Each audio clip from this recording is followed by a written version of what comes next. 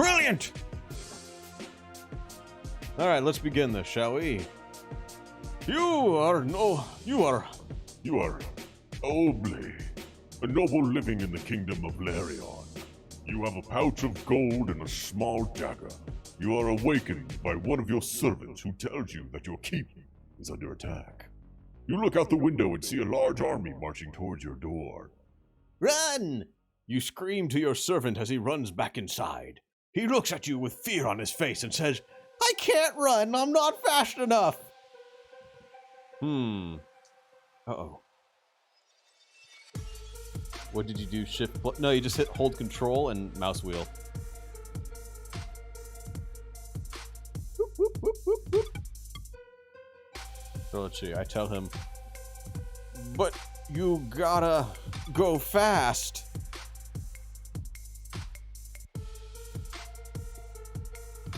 Wait. Long sentences for actions are no problem. Okay, let's see. I scream, you gotta go fast! As I kick him out the window. Thank you, Taters, for these lemons. You shout, go, go, go! That's not what I said. As you kick the man out the window, he falls from the window and lands hard on the ground below. You quickly go back into your room and grab some coin to help you buy food for yourself and your family. I don't have a family. But I don't have a family.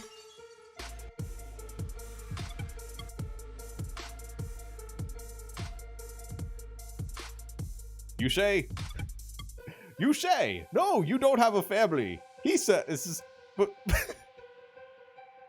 but my wife. Wait, who say? You interrupt him saying, she's dead. She died when she was attacked by an ogre. I married her because we were both orphans. Huh.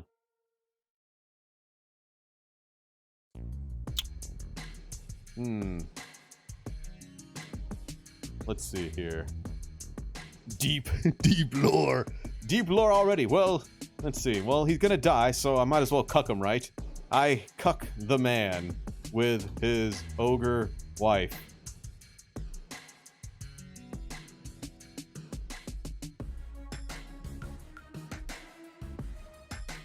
You say, okay, I get it, but what about your wife? What happened to her? That's not what I said. He says, Oh, nothing really. She just left me after she found out that I had been cheating on her with another woman.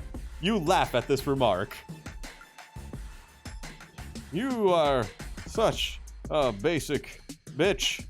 I will enjoy watching you die. I then proceed to leave the assault. I am such a nobleman. Why, I accidentally picked noble instead of knight. So. You say, What? Are you serious? he laughs and says, Of course, I'll be off now. you walk outside and watch as the horde of orcs charge toward your home. They are all wearing male shirts, which makes them very tough. Well, this gives me ample time, as the male armor will slow them down enough for me to charge my most ultimate attack. I look at the orcs, and with a smirk on my face, I say, this is the most perfect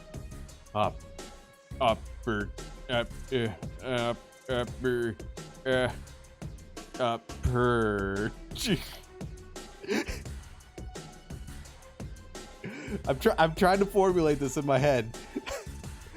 There's no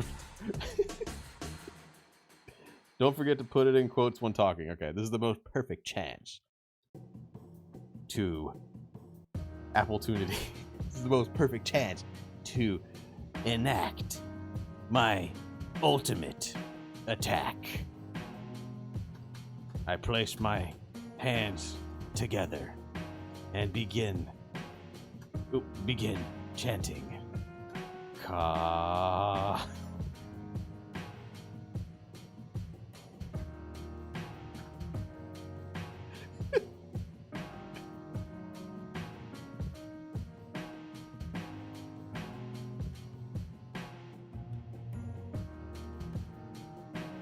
The next thing you know, a bolt of lightning flies through the air and hits you directly in the chest. You fall backwards and feel like your heart has stopped beating.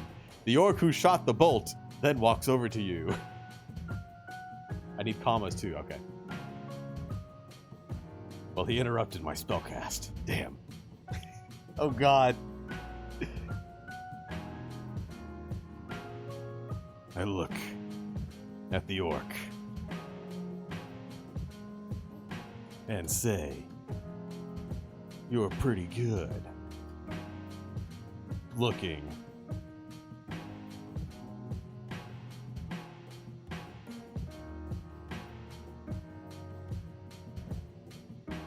The orc looks at you and smiles before answering, "Yes, yes I am. Now let's finish this." You turn around and begin to cast a spell of your own. It takes a while, but eventually you complete the ritual. You then throw the corpse of your murdered husband at the orcs. Wait, that was my husband? No!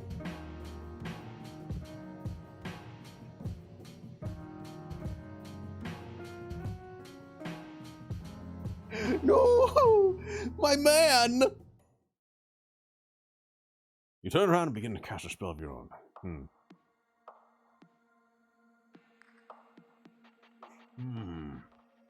How did he die? Well, no, I don't need the commas, do I? Doesn't look like it. Okay, let's see here.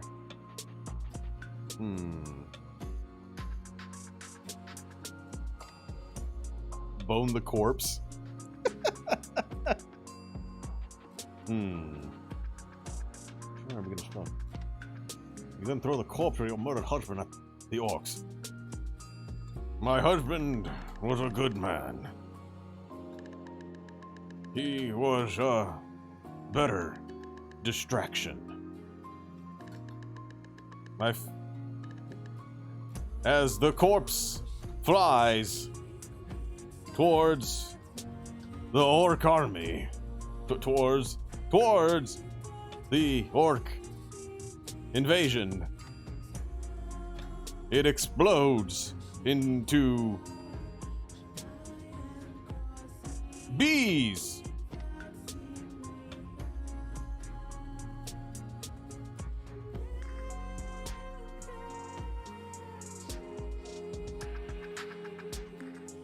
Your husband is indeed a much better distraction than the dead bot.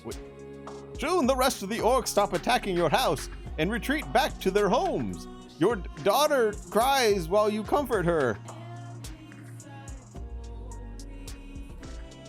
Now that the orc invasion has been dealt with, we must now deal with the swarm of bees. The orcs are my neighbors. You order the guards to kill every single bee in your garden. You then tell them to plant flowers so they won't have to worry about bees anymore. After a few days pass, you hear a buzzing sound coming from your backyard. I throw my dead husband at the bee. Buzzing sound.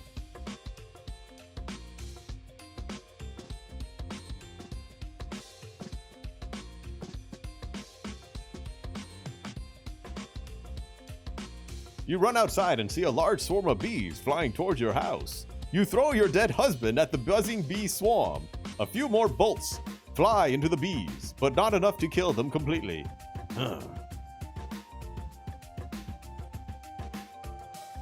I craft the dead bees into my dead husband, creating a +5 dead husband flail.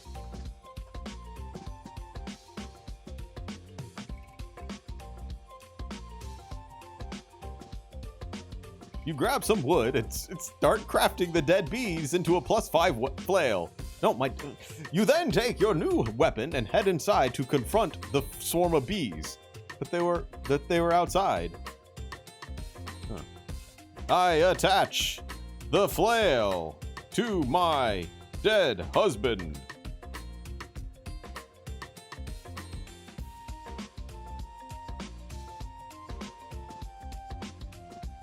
You attach the flail to your dead husband. He swings wildly, killing several bees along the way. You laugh as you watch him kill more and more bees until he finally reaches his goal. A hive full of thousands of bees.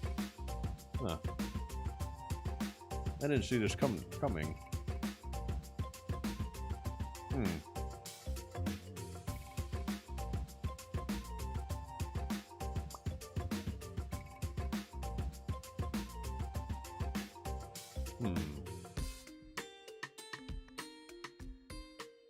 My dead husband is the bee-mancer. My dead husband stops before the final blow against the ravenous beehive. He turns and laughs evilly. It's fine. It makes it more fun. He turns and laughs evilly. You thought the bees had no master? I am the bee queen, you fool.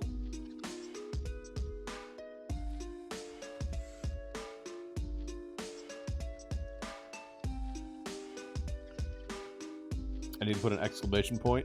You swing your flail and smash the hive. Hundreds of bees die instantly, while others try to crawl away or escape out of the hive. Others attempt to flee by jumping up and down, but you simply beat them all to death with your flail. Huh.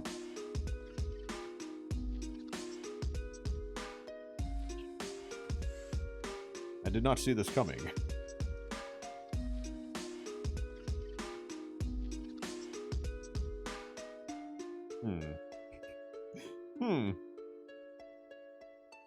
I ram my dead husband flail deep into. So I need to do. It's a ram dead husband flail into beehive. It didn't work. Well, it probably needed to be exclamation. Start the action with that to stop. No, that worked. Okay, no, we got it. You ram your dead husband's flail into the beehive. The bees are killed instantly, but the hive collapses on top of you and the other guards. How big was this fucking hive?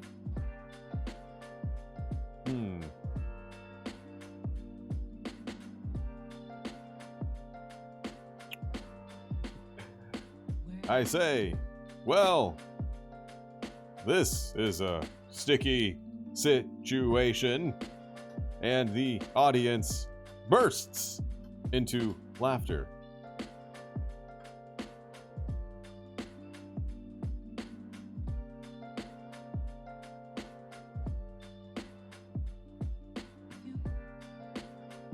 You stand up and walk over to the crowd. You smile at them all and say, well, this is a sticky situation. Everyone starts laughing again, including the guards who were holding you down. They put you back in your seat and continue watching the show.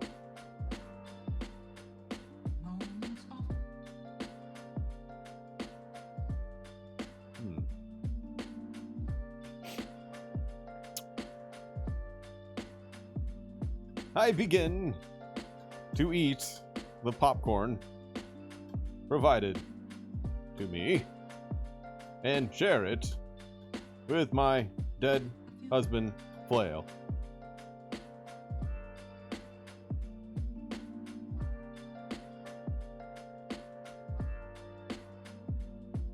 You sit down next to your dead husband and begin eating the popcorn. As you do, you notice that there are several empty bags of popcorn sitting around. You pick one up and begin popping it into your mouth. It tastes terrible, but it will have to do for now. But wait. Curses! That popcorn was cursed!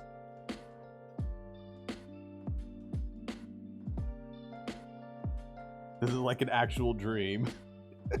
Yes, it is. Your eyes widen when you feel something tickle your nose. You look down and see that your dead husband has been using his tongue to lick the bag of popcorn. You quickly pull him off of the bag and yell at him, "Curse you!"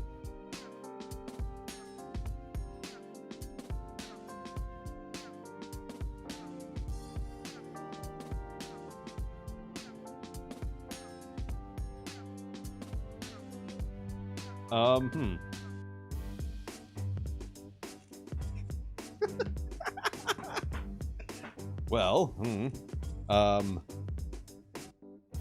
I don't know.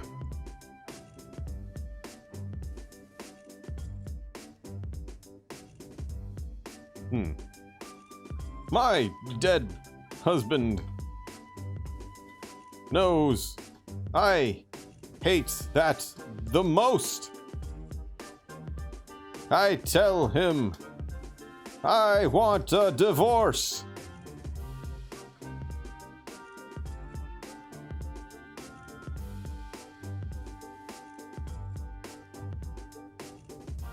You turn to your dead husband and ask, "What's wrong?" He looks at you with tears in his eyes and says, "I want a divorce." You stare at him blankly for a moment, then you reply, "Yes, I know. What about it?" Oh God. Contact divorce attorney.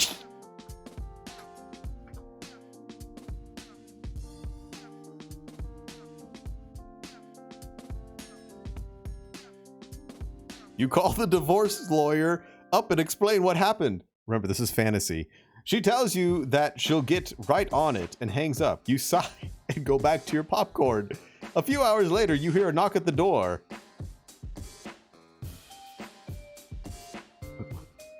Open door.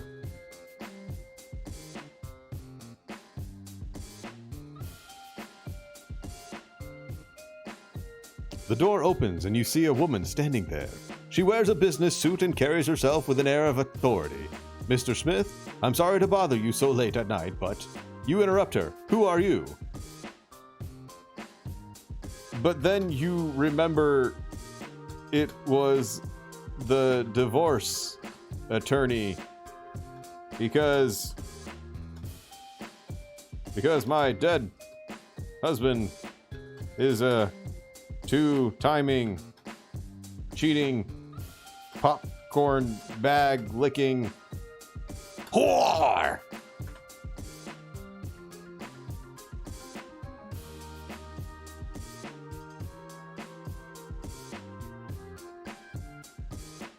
When they say call, you're just yelling really loudly. She stares at you. "My name is Elizabeth, and I am the divorce attorney. My client wants a divorce." You shake your head. "No way. My dead husband wanted a divorce too." Oh, what a queeky dink. I say, what a coincidence.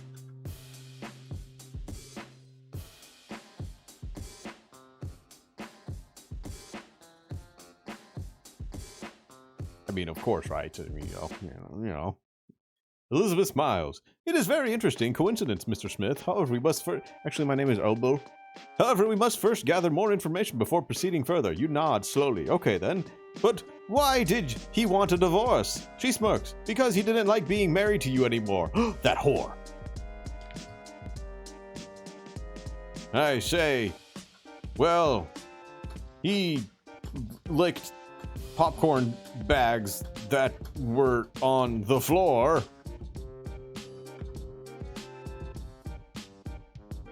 Should sleep with their husband. Elizabeth nod. Correct, yes, he does seem to enjoy such things. However, I believe that our client would prefer not to discuss such matters with us until after the divorce has been finalized. You nod slowly. So what's going on exactly? I throw my dead husband at the divorce attorney. I don't need to put I. It's okay. It's smart. Elizabeth frowns as if she's thinking hard about this. Mr. Smith, we need to collect evidence from your house first. We're going to take some pictures and videos, and even go through your trash. After all, it is important that we have proof that you're lying about everything. Smash her head in with dead husband flail.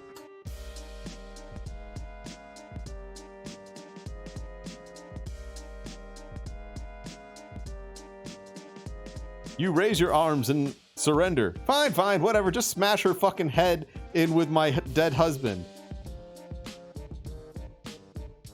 Elizabeth laughs. Very well. I guess you've got me confused with someone else now. Huh.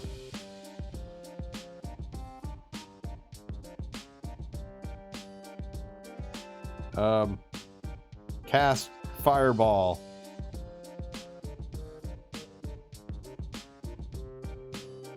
Oh, using the exclamation point is for adding events. Okay. You fire you fire a fireball at Elizabeth, who dodges it easily. Oh, shit. The next day, you return to find Elizabeth gone. You don't think much of it, though, since you figured she'd be busy with something other than killing people. Huh. You don't say. Well. 10 years later.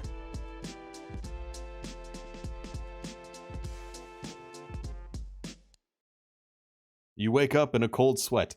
Damn, I thought she might come back.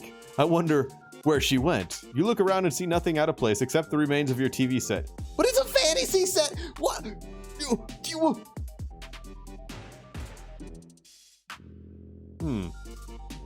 I wonder what is on the fantasy channel as I cuddle up next to dead husband.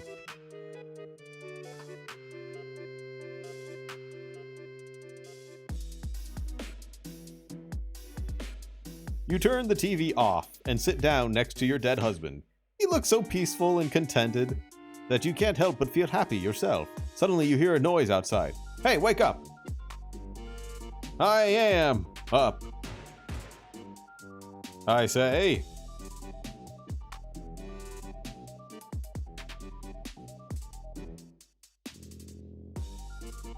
The voice comes from behind you. Yeah? Well, are you gonna tell me what's wrong, or do I just keep doing this? You sigh and answer, I'm up, but I really wish you wouldn't bother me.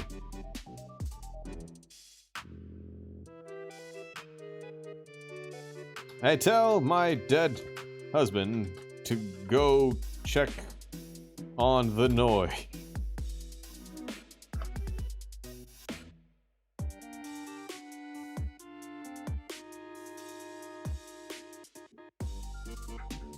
Your dead husband grunts and walks over to the door. He opens it up, revealing a man dressed in black holding a gun. Fantasy. He stares at you. What's going on here? You shrug. Nothing, just my dead wife telling me to go check on the noise. I think the AI got a little confused.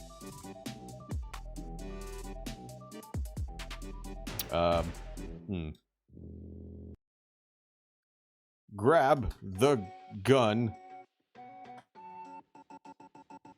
Fantasies can have gun. That's true. That's true. I mean, I do play Warhammer.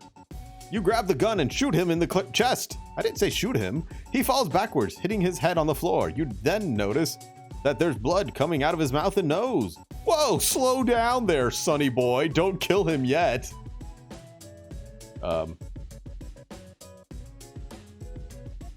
Acquire second dead husband. Yo, Tata's gifting out a sub. You walk into the room and see two corpses laying on the ground. One of them has a shotgun, wounded to its head, while the other one has been shot in both legs. Huh. Throw taters down the stairs.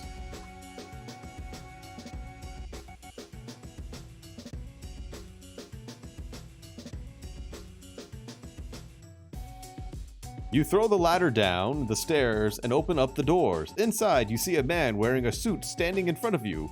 He turns around and sees you. Oh no, it's not good. I say, I know. I've seen it. I've seen it thousands of times before.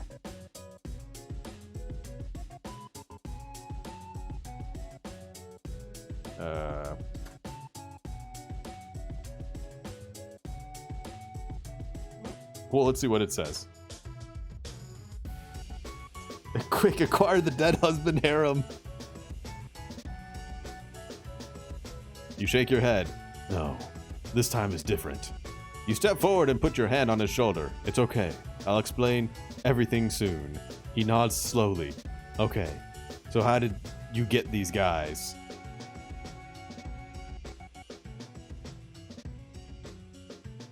Well, when a man loves another dead man, they fall in love.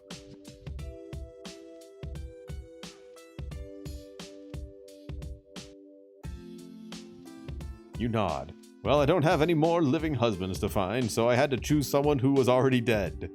Then once we were married, he would die and I could take care of him until the end.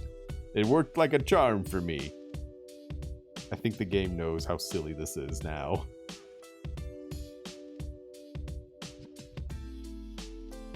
Turn into dragon. There you go, slug.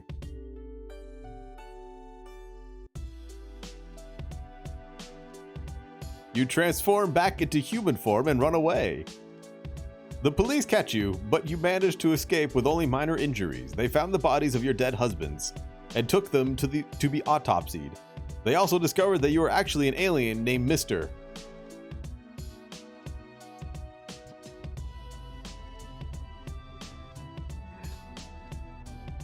Shake fist at police as I proceed to my spaceship.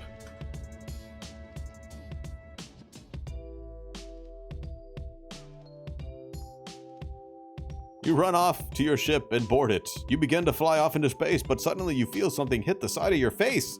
A giant robot arm grabs you by the leg and begins dragging you towards it. I yell, "Begin the transformation." And my spaceship turns into a Gundam.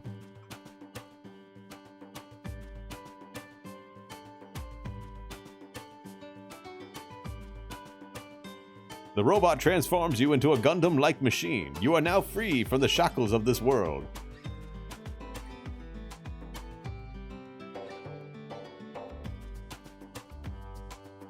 Save dead husbands.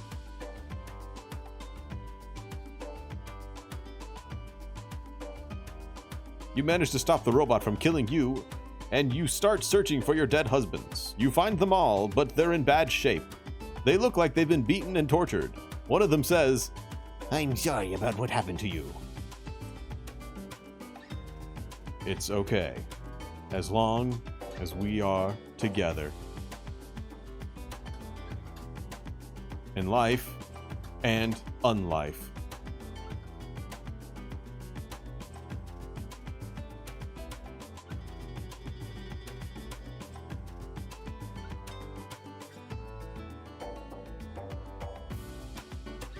Another one says, "We should make sure that this doesn't happen again." I agree. I say, I agree. Let us never play this again.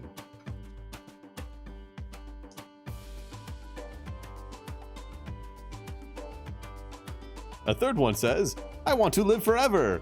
You both laugh and say, never again shall we play this game. Screen fades to black.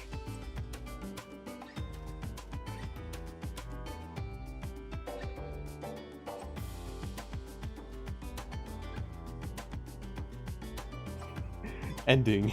You wake up in a room that looks very much like your own home. There's no sign of the other people or robots. You see a computer console with several buttons and screens, but nothing else. You try to type something on the keyboard, but there is no response. Whoa, dude. Whoa.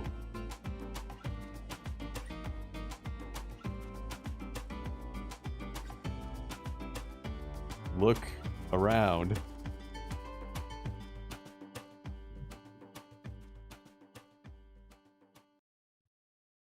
You walk over to the console and examine everything. The walls are covered with various electronic devices, some of which you recognize as being from your house. However, most of these things are not connected to each other in any way. Okay, begin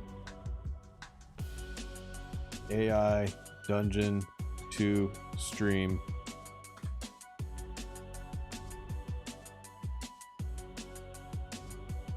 You enter the AI dungeon and immediately notice how small it is. It seems to have been designed for 2 people, so you realize that you must be in the basement. You hear a voice coming through the speaker saying, Welcome to the AI dungeon. This is Dr. Morpheus speaking. Greet my viewers.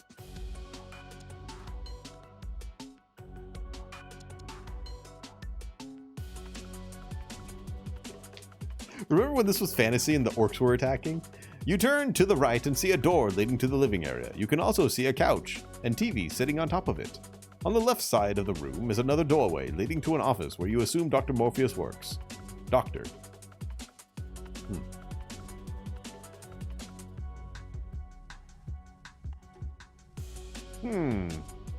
Let's just end this. I think I can do that, right?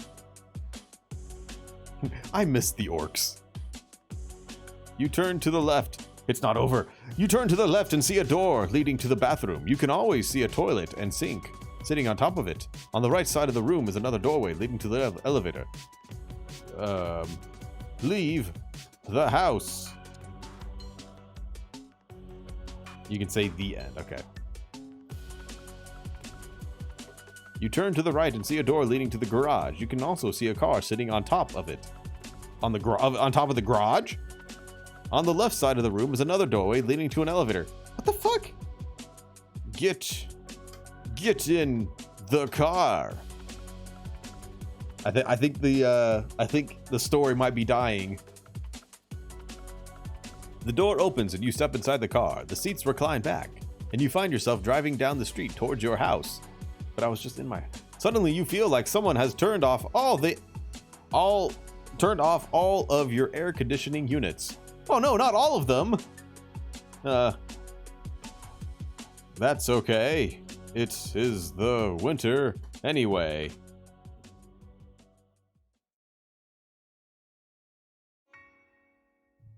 You stop at a red light and wait for the green light to change to yellow before continuing on your journey. You stop at the red light and wait for the green light to change to yellow before continuing on your journey. You stop at the red light and wait for the green light to change to yellow before continuing on your journey.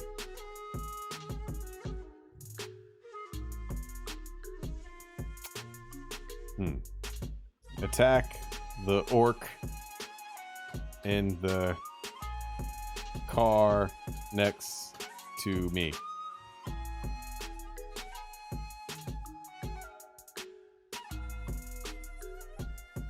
You keep going until you reach your house. As soon as you park your car, you start to get out of it.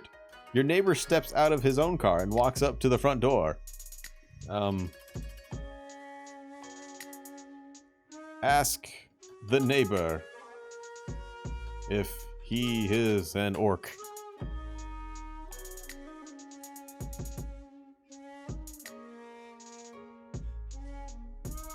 You walk up to him and say, "Hello, I am here about something important." "I'm sorry, but who are you?" "My name is John Smith." Oh yeah? What do you need help with? Ask, "Are you an orc?"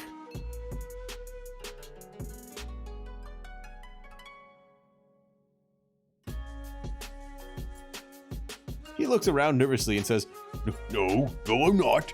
You continue to stare at him and then suddenly grab his throat. He screams out loud and falls backwards onto the ground. You pull out a dagger from your pocket and stab him repeatedly in the neck. Oh, Jesus. Yeah. I drop the dagger next to the filthy orc savage and loot his corpse.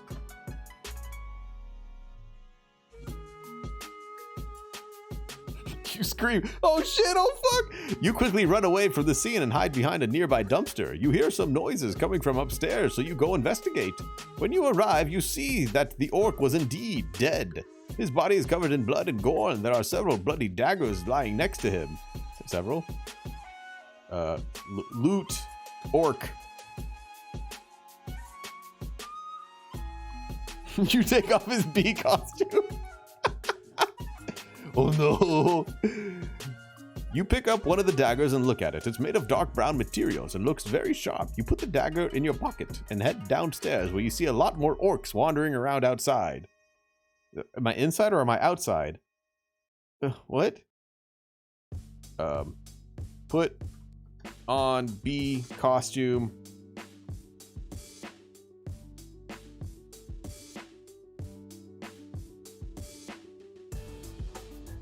You put on the bee costume and enter the backyard. There are many bees buzzing around you, and they sting you repeatedly in various places. You scream loudly, which causes them to flee from you.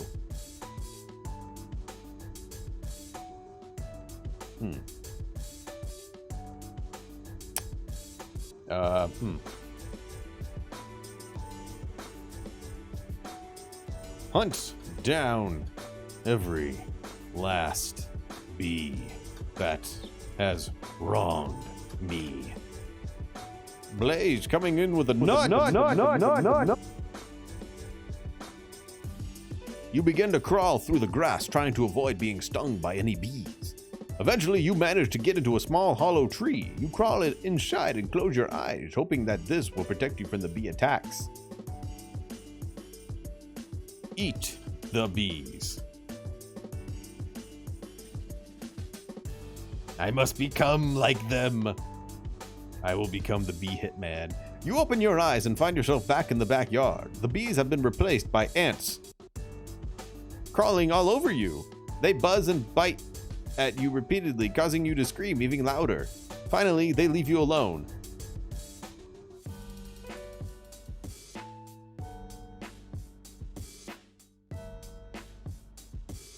What? What?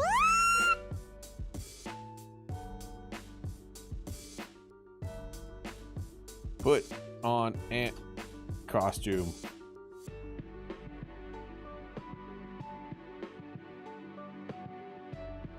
You put on the ant costume and crawl through the grass, trying to avoid being stung by ants. Eventually, you manage to get into a small hollow tree. You crawl inside and close your eyes, hoping that this will protect you from any ant attacks. The next day, seduce ant queen.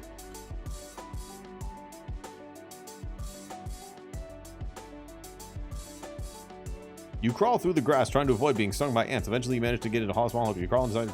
I think I borked it. The next day, find ant queen. See, if I seduce the ant queen, then the ants will be on my side. I can send the ants after the bees who've wronged me. You start the search for the queen, but she seems to be hiding somewhere deep within the forest. You try to climb a tall tree, but you fail. You fall off a branch and land hard on your face.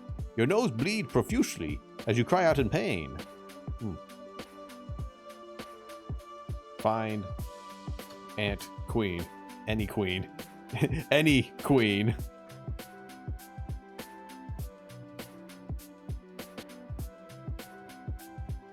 You continue searching for the queen, but eventually you give up and decide that you need to take care of yourself before looking for her. You crawl through the grass, trying to avoid being stung by the end. It's just gonna keep looping. Find the it didn't end! No! You're stuck here forever!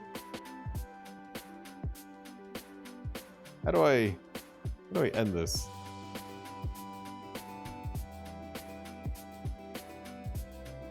Don't do anything sexual. It might actually give you real porn. What? How do I end it? The end.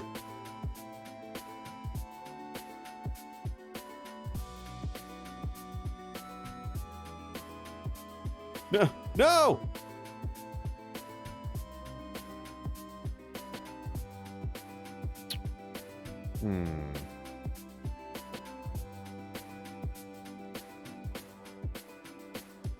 All right, we're done. That was an interesting experience. All right, I'll let you guys decide. Take your pick. Any choice is fine. Well, I mean, not fantasy. Let's do mystery, apocalyptic, zombies. So, mystery, apocalyptic, or zombies. Well, Tater says apocalyptic first. He was number one.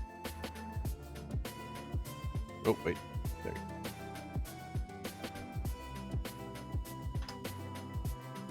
We're doing apocalyptic. Select a character. Soldier, scavenger, survivor, or the courier. Go on, Taters. You do your pick. I'll let you pick these. Hey, don't worry, man. We got plenty. We got plenty.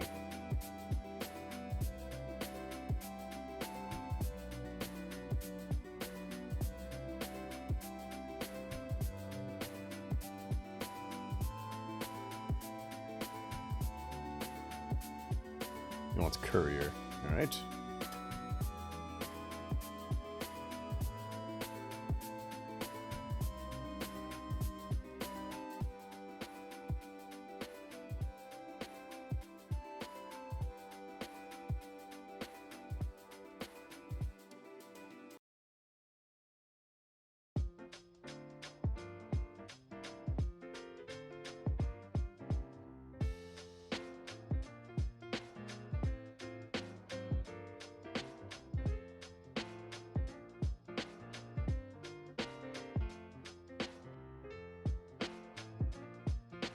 There.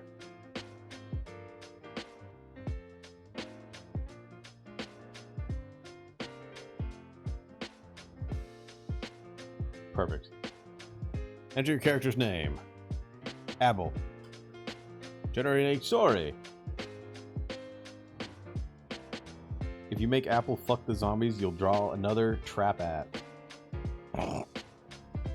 You are Apple, a courier trying to survive in a post-apocalyptic world by scavenging among the ruins of what is left. You have a parcel of letters and a small pistol. It's a long and dangerous road from Boston to Charleston, but you're one of the only people who know the roads well enough to get your parcel of letters there. You set out in the morning and hope that you'll make it safely. I'm sorry, Says a voice behind you as you turn around. it seems I've been followed. You raise your gun and fire, but the figure is too fast for you to hit. Take a defensive position. Oh god, everyone's nutting. Stop nutting! Stop! Stop! Stop! Stop! Stop! Stop! Stop! You duck behind some rubble and wait for the figure to pass. The man continues walking away, but then turns back towards you with his hands up. He looks very tired, like he has just run a marathon or something. What happened? He asks. I say, I could ask you the same thing. Why are you sneaking up on me? Bone the zombies? Yeah, what's up, Shrimp? He shrugs and shakes his head. Nothing, just a little preoccupied at the moment. Well, if you aren't going to tell me anything about yourself, why don't we talk about this job? I mean, I know you can do it.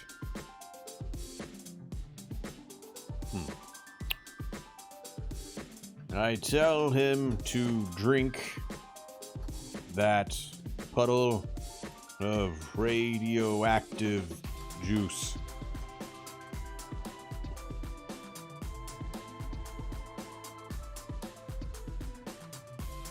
The man nods slowly and takes a deep breath before speaking again.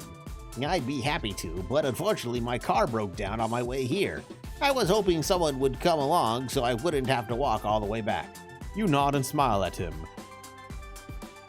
I force feed him radioactive juice. Well, I don't need the I, but... You quickly pick up the radio and call for help. A few moments later, you hear a female voice answer. She sounds quite worried, but she also sounds excited about helping you. Hello, this is Officer Jenny Jones of the United States National Guard. What's your emergency? This man won't drink the radioactive juice. I scream.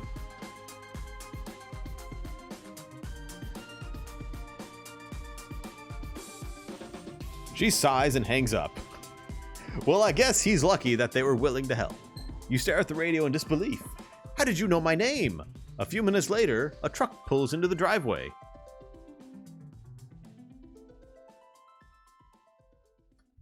Ready, gun, and slowly proceed to the truck. To truck.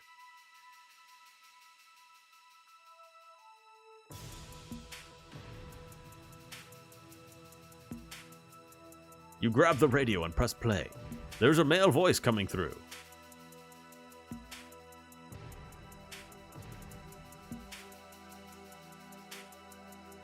Suddenly...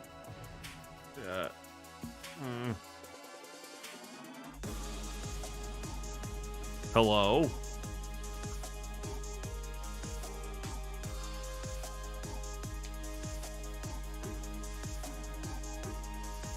Hey, how are you? I'm Bob. Bob, this is Officer Jenny Jones, the United States... Wait, I'm Jenny Jones? Where are you from? New Jersey. And where exactly are you headed? You pause for a moment. I have letters to deliver to... Wait, where was I going? Boston? Charleston? Was it Charleston? I don't remember. Charleston.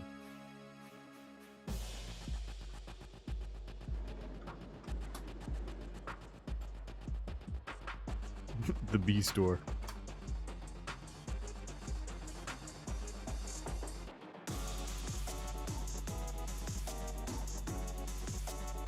Oh, that's right. That's why I called you. Where are they?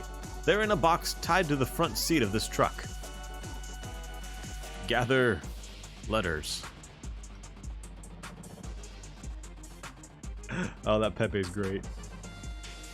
You open the door of the truck and find a large cardboard box sitting there. Inside is a letter addressed to you from Charleston, South Carolina. It reads, Dear Mr. Smith, we've been expecting you.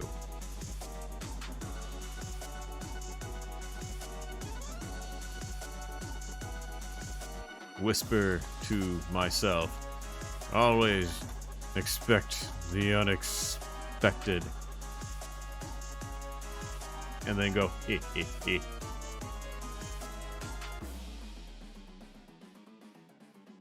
It seems like you've already missed your chance to meet us, but maybe we'll change our minds. Sincerely, Charleston Police Department. You take the letter and put it back in the box. The woman is still standing outside with her rifle drawn.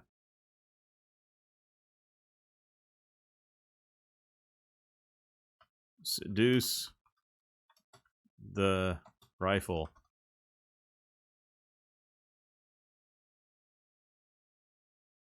You quickly run inside the house and get behind the sofa. You wait patiently as the woman walks around to your side of the couch. Come over here, she says softly. I want you to feel me up. Ooh, no! I wanted to seduce the rifle, not you.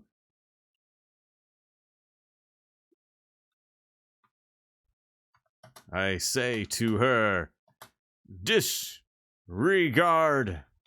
bitches.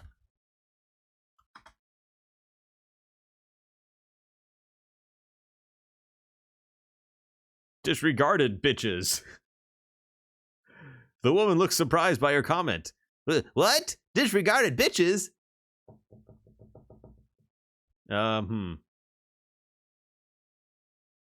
I show her my Pokemon collection.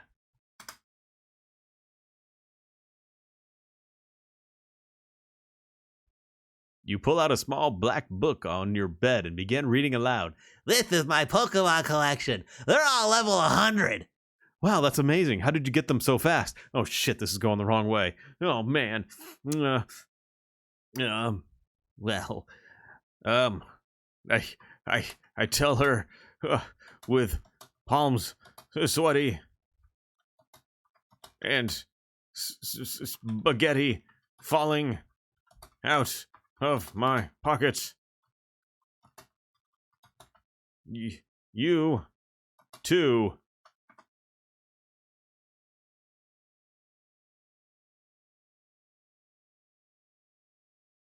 yeah. I got them all pretty quick, and you're too. But don't worry, I won't let any of these be used against you. She laughs at your statement. Okay then, let's go. She turns and leaves the room. Oh, thank God. Follow. Woman.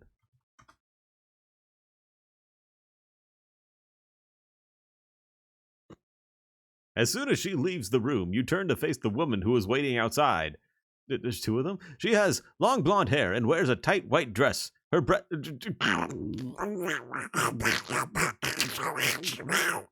Her skin is tanned and she appeared to be in good physical condition. Oh God, what have I done? The music stopped. It knows it's not supposed to be like this. Hang on a second. Let's do...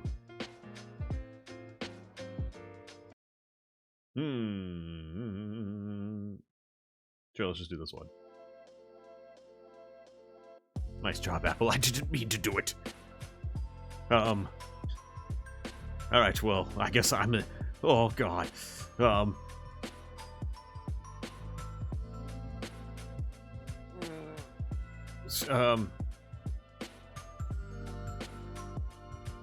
Speak. Say... It is an honor to make your acquaintance. Acquaintance, milady. I don't know how to spell very well, apparently. Acquaintance, milady.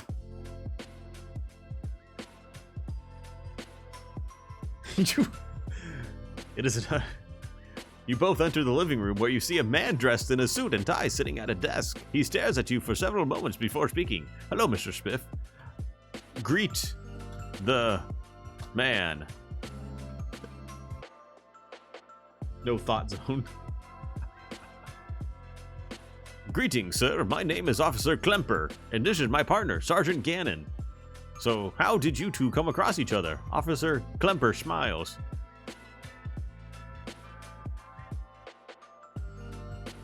I put on my bee costume and say, "Hey, baby, you like jazz?"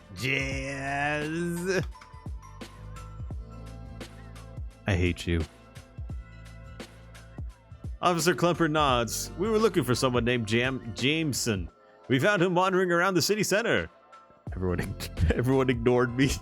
Well, he's not exactly what I'm looking for, but I suppose if you find him, you can give me a call. I say, will do. Officer Klemper. As I shake my bee butt.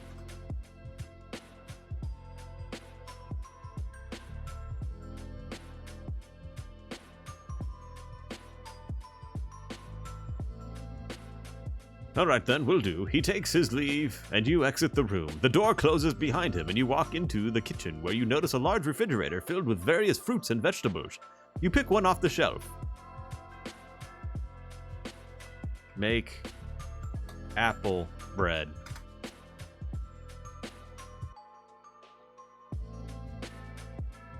You open up the fridge and grab a bag of apples. You cut it in half and toss it into a pot over medium heat.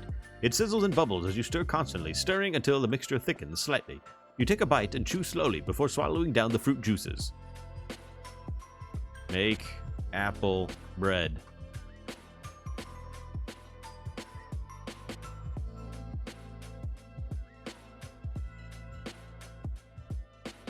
You eat the bread and enjoy its flavor. You feel satisfied as you sit down on the couch. Suddenly a knock comes from the front door. Come in, a voice says. I didn't say come in. Fuck you.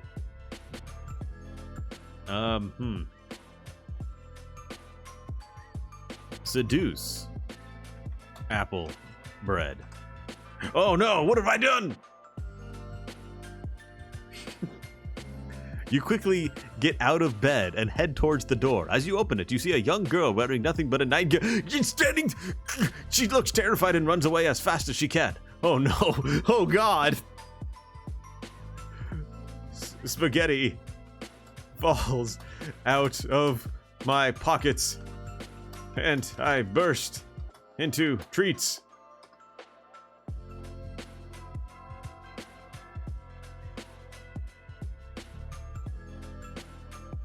I run out of the house and onto the street. I don't know why, but I suddenly start running all over town. The next thing that happens is I accidentally drop a bag of spaghetti on the ground. This causes a chain reaction which results in me bursting into sweets. The end.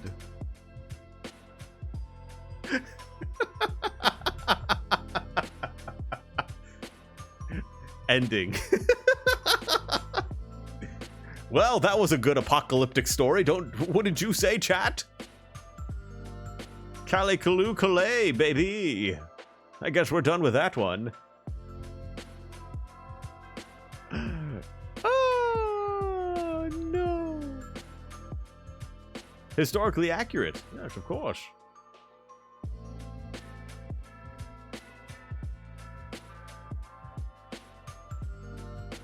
I remember the great tragedy of the spaghetti fall and the sugar explosion.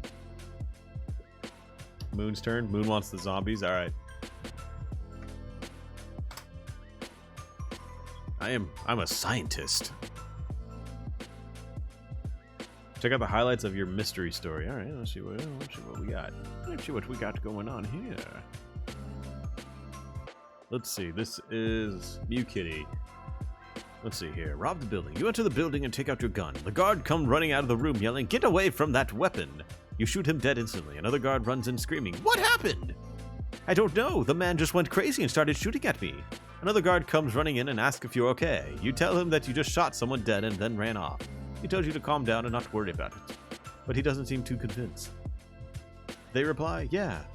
These are our plans. We were going to give them to you when we met, but since you didn't show up, we thought it would be best if you had access to them as well." You read through the papers and find out they're fairly detailed. "Right, and by meetup, you mean at the location you didn't tell me about, the place I wasn't told to go to?" "Yep, that's where we want you to go." "All right, well, let me think about it." "Oh, gosh, you got away with murder." "Enter your character's name." Apple butt.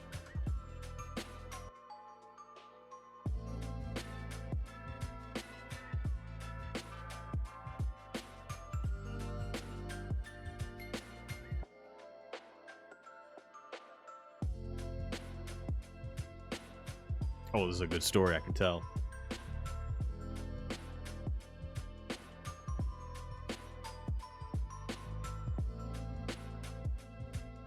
Stupid sexy zombies.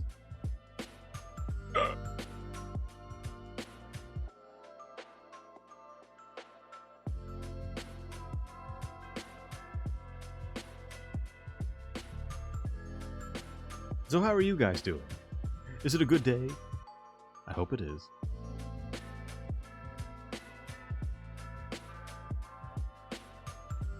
You made apple pecan oatmeal? It was divine? Nice.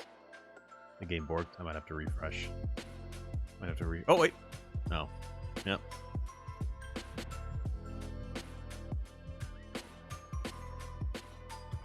Zombies. Scientists. Apple butt.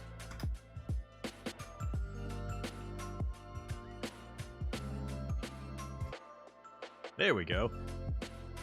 You are Applebutt, a scientist trying to survive in a world filled with infected zombies everywhere. You have a backpack and a solar-powered tablet.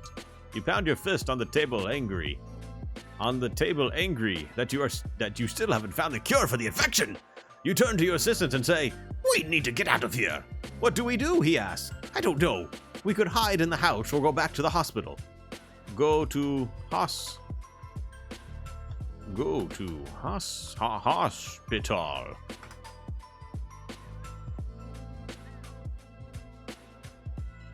Well, I'm glad this helps, Moon. That's good. The only thing you can think of is to go to the hospital. You head there and ask for help from Dr. Breen, who is an expert in all things zombie. You know what would cure you? Zombie fucking. That's outrageous. Let's see here. How about... Find Dr. Breen. Dr. Breen. Data zombie. Alright.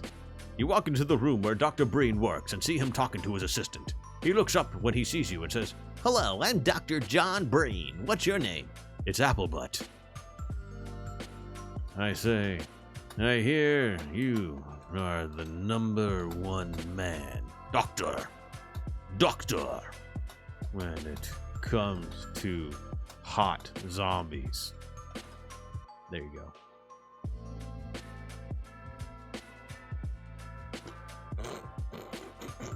He smiles at you and says, "Well, if that's true, then I guess I am #2. You both laugh and talk about various things until the sun goes down. When it does, you decide to leave the hospital since it seems like a good place to hide out from the infection. You decide to leave the hospital since it seems like a good place to hide out from the infected. Okay. Search for supplies.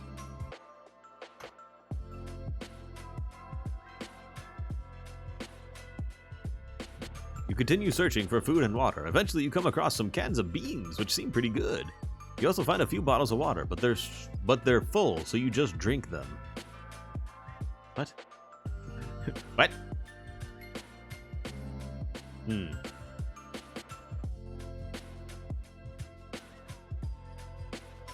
Are you two zombie bugged? Oh god. Let's see here.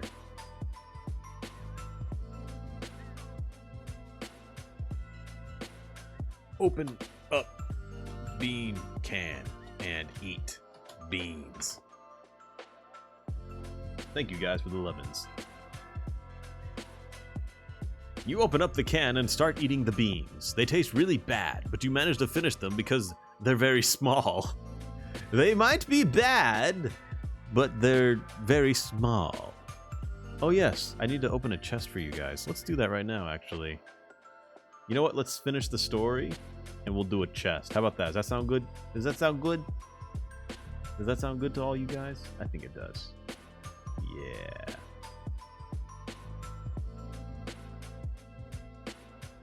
Let's see here.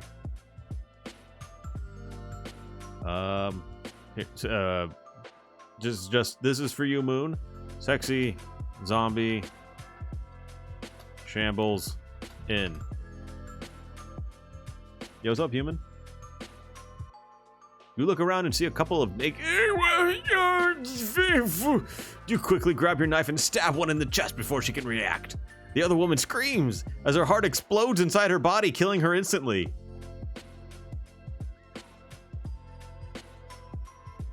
What?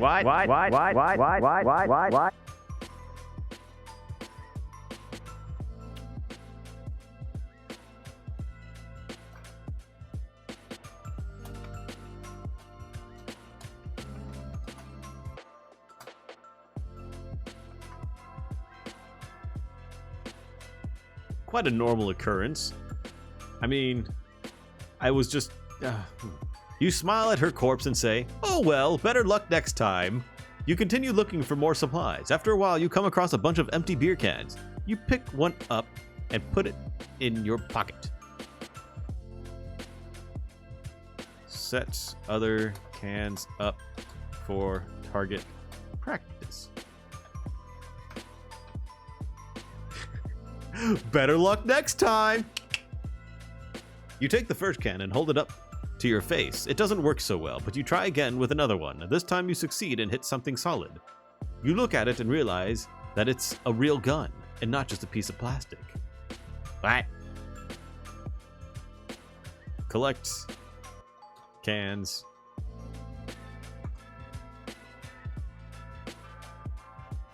Remember, this is a zombie story, and I guess I killed 2 normal people right now.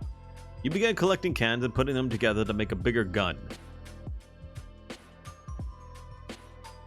You eventually have a fully functioning weapon.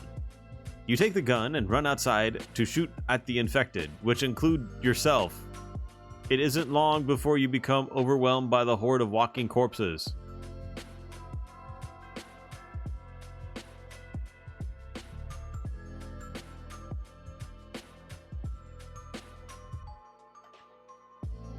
Activate anti-zombie force field.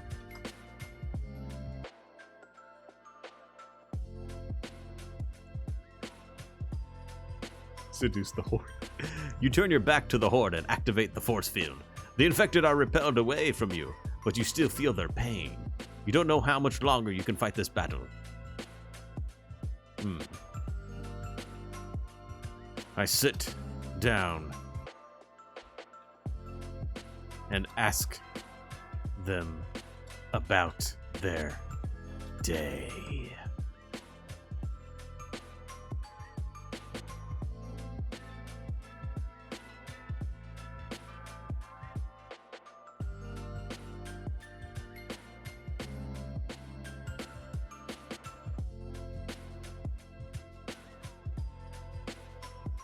The AI has to think about this real hard.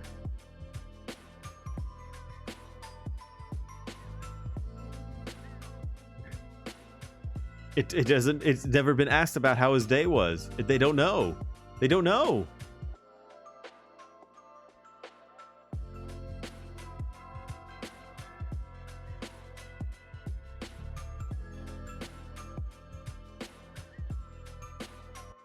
It crashed. Damn.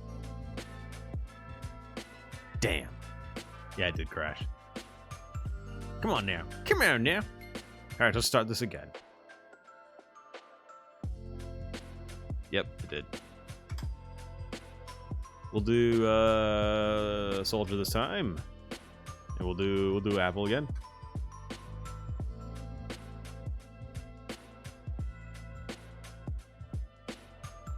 You are Apple, a soldier trying to survive in a world filled with infected zombies everywhere. You have an automatic rifle and a grenade. Your unit lost a lot of men when the infection broke, but you've managed to keep the small town you're stationed near safe for now. You look over the town and think about your next move. We need to get out of here, you say to yourself as you head towards the door. As you reach it, an explosion rocks the building, causing you to jump back slightly. Look around for survivors.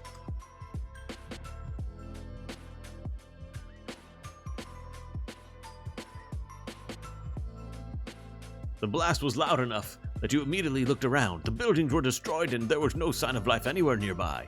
You quickly ran inside one of the houses to check on whoever might be living in there. I shout, "Is anyone alive?" Answer every single thing was seduce. You yelled at the top of your lungs, "Is anyone alive?" You could hear some noises. You could hear some noise from within, but you weren't sure if they were responding or not. A few moments later, you heard a voice reply back, "Yeah, I'm right here."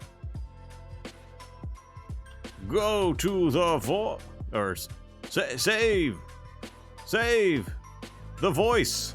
Oh god, it's gonna actually save the voice, not the person that produced the voice.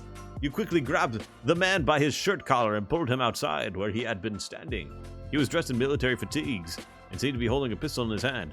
"What are you doing? Who is this?" you demanded.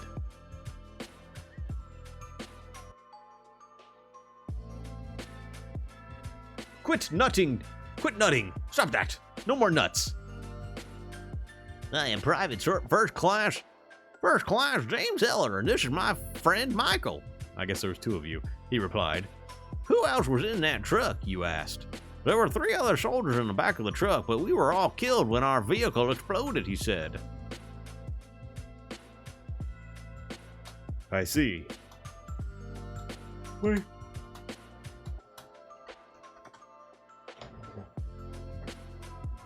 Grabbed. He nodded and began walking away from you. You followed closely behind him, unsure what to do next. Suddenly, you felt a sharp pain go through your side. "Don't worry about that," He said as he continued walking forward. "Let's get going." Worry about the pain. Hey, good night, Slug. You didn't want to leave the man alone, so you tried to stop him from leaving. "Hey, don't go yet. I got something bad," You said as you started running after him. "No, don't touch me." Touch.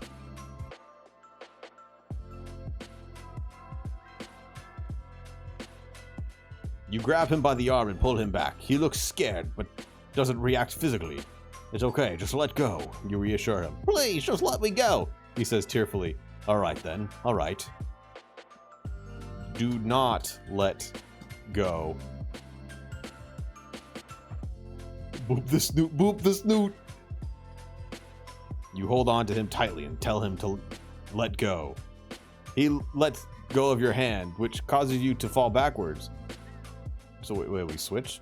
"Sorry about that." He says as he walks past you. You lie down on the ground and try to catch your breath. Seduce the ground.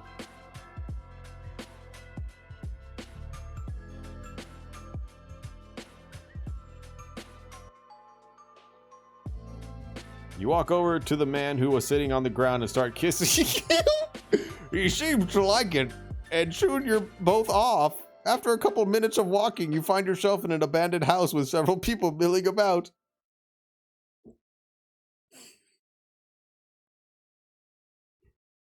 You walk over to the man who was sitting on the ground and start kissing him.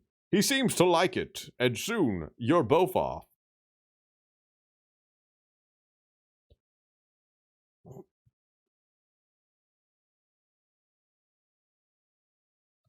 I say, very cool.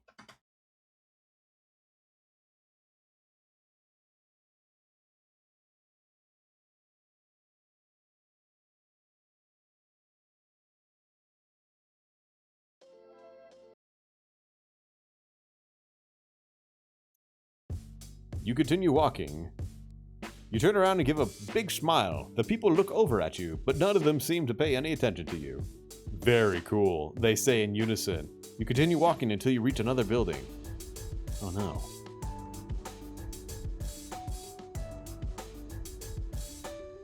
The crowd keeps saying, very cool.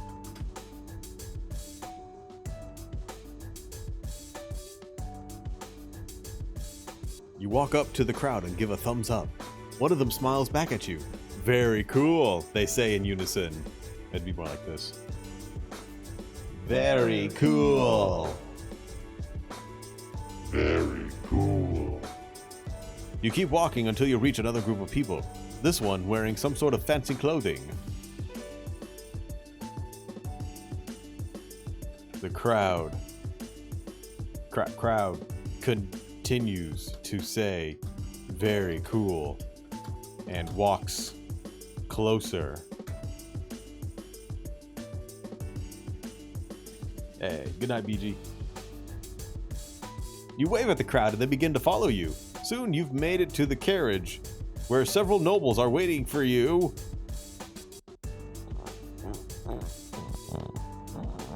"Well done, very good," A voice calls out. We have been expecting such a young hero since yesterday afternoon, another voice replies. I question my sanity because yesterday there were hot, sexy zombies roaming the streets. That's for you, Moon!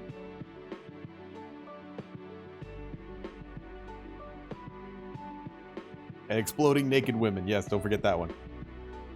What is all this? You ask. Oh, it's nothing. We were just talking about how we thought you looked very impressive today. A third voice says.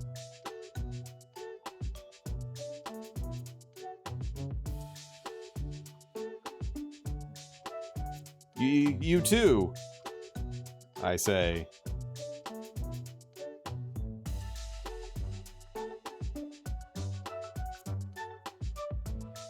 I'm glad to hear it, You reply. Ah, yes, our hero here has already proven himself to be quite the gentleman, a fourth voice says.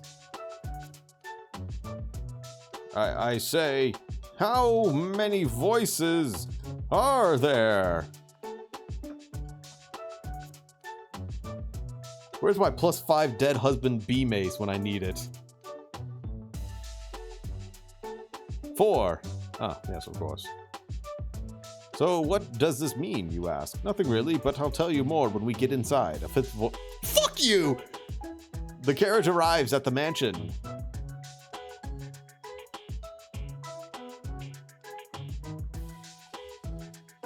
Straighten, tuxedo, and proceed to the mansion.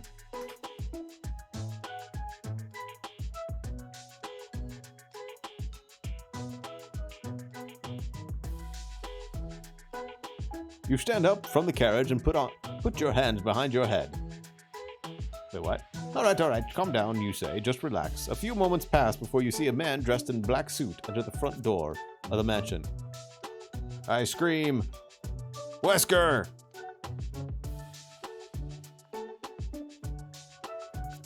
The fifth voice is just one of the 4 putting on an accent to fuck with you. You jump up and run towards the man, and he enters the mansion. Whoa, what happened? You shout. Why did you come here so suddenly? Suddenly, Mr. X bursts out of the mansion. I forgot to have him wear the bee costume. Mr. X bursts through the door with his shotgun drawn. He fires 2 shots into Mr. X, who falls backwards on the ground dead. God damn it. You yell and shoot him in the face, killing him instantly. It was murder. Mr. X bursts through the door with his shotgun drawn. He fires 2 shots into Mr. X, who falls backwards on the ground dead. I say, very cool.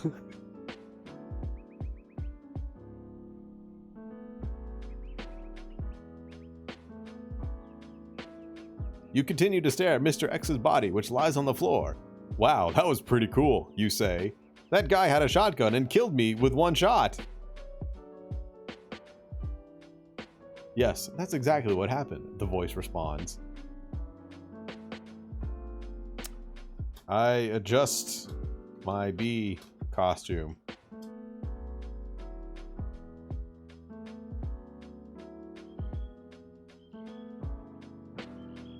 You look around and notice that the flowers have grown larger than normal.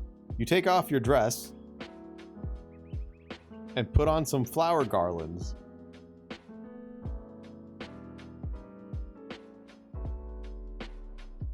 Seduce flowers.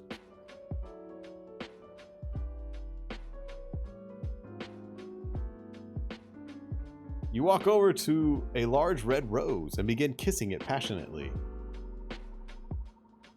Seduce rose.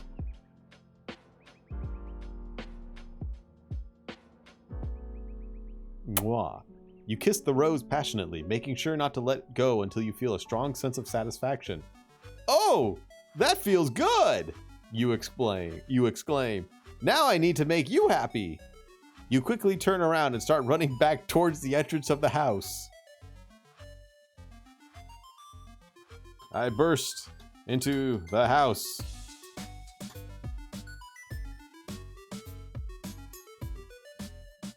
With pollen on my lips, I yell, "Greetings, everyone. I have arrived."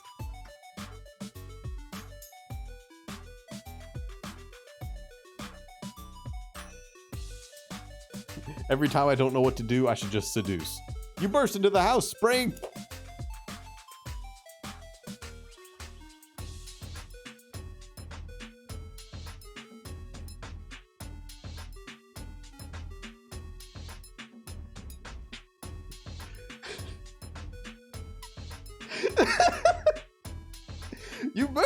You burst into the house, spraying pollen all over yourself. "Hello there," you yell. "I'm here to make you happy." You run past several people standing outside the house, including a couple of women. They both stop their car and approach you excitedly. "How do you do, girls? How do you do, miladies? Miladies? I say." Yo, what's up, crazy?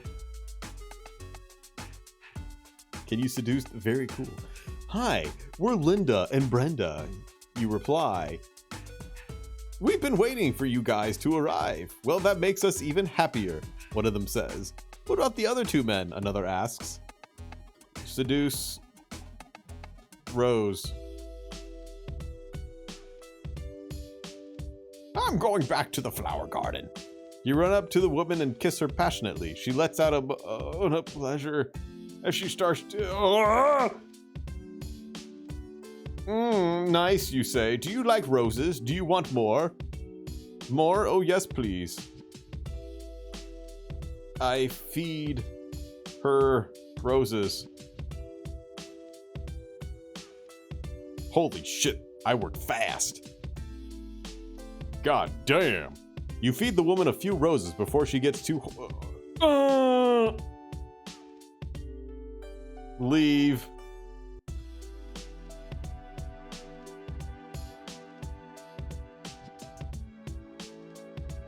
You run out of the house and head towards the road. You run through the fields and along the roads, but eventually you find an empty parking lot. Whew, that was close. That was close. All right. Whew. All right, we're good. Look for supplies. It's fine. No, it's fine. We just, you know. Woo! My virginity has been preserved. You walk through the parking lot and see a man sitting on his car. He looks at you suspiciously, but doesn't move from his seat. "Hey, you okay?"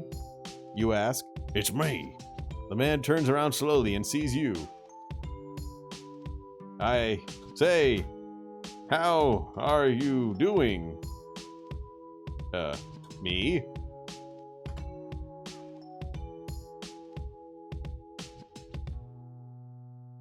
"Me? I'm fine. How are you doing?" the man replies. "I just wanted to talk to you." He stares at you for a moment and then nods. All right, come inside." He opens the door and walks away from the car. Okay. I get inside the car. Barrett's here. Oh, damn. You enter the car and sit down in the driver's seat. "So what can I help you with?" you ask. "My name's Jack," He responds. "and I was wondering if you could give me some of your flowers."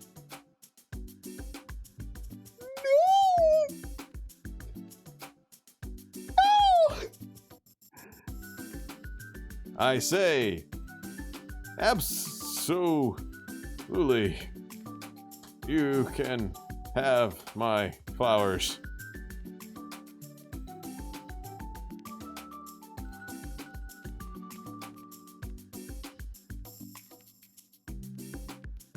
Thank you so much. Thank you so much, Jack exclaims. They're really pretty. You smile and nod your head. Yeah, they are, you reply. Jack smiles back at you and continues to speak. Ask him if he likes roses. But there's something else I'd like to ask you. Oh God. You pause for a moment. What is it? Can we be friends? Jack asks. Like, do you think I should tell everyone about this? You shake your head. It would be nice to have a friend in this zombie. Remember zombies? Zombie wasteland.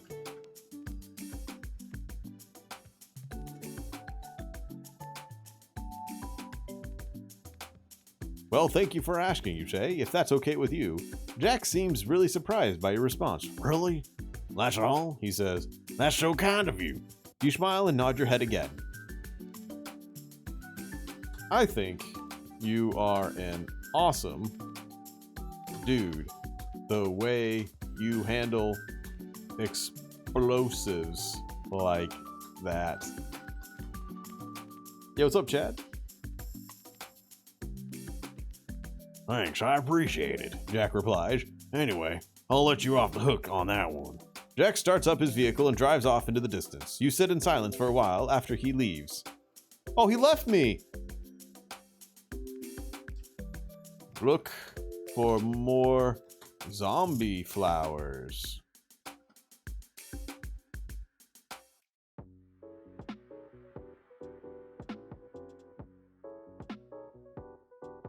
A few hours later, you start to feel very hungry. You decide to go search for more zombie flowers. After walking around aimlessly for a while, you notice a small shop called Zombie Flowers. Okay. I enter the shop and say, very cool.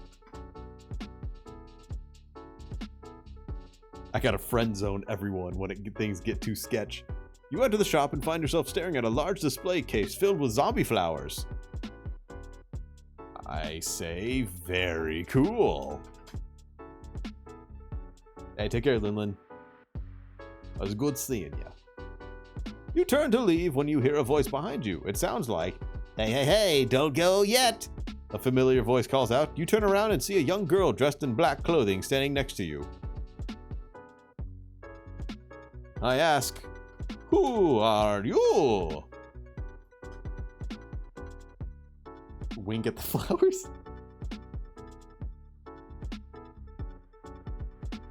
The girl looks at you and then turns her attention back to the zombies. She doesn't seem to notice you looking at her. Who are you? You ask. The girl looks down for a moment before replying. I'm Anna. Anna?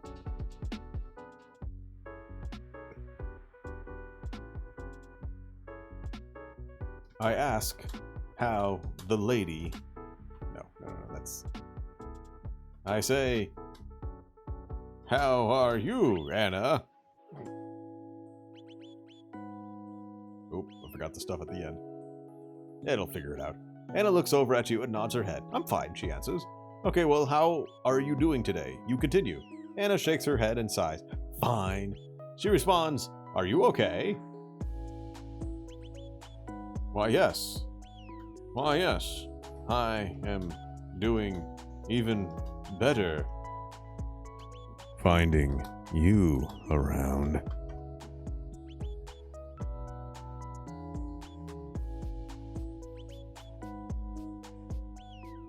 Anna smiles and nods her head. Yeah, I guess you're right, she says.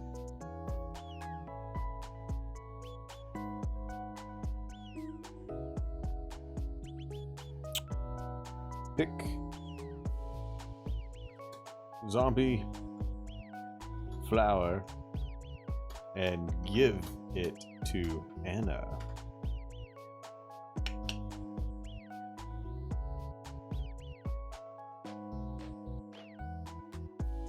You grab a bunch of zombie flowers from the display case and hand them to Anna.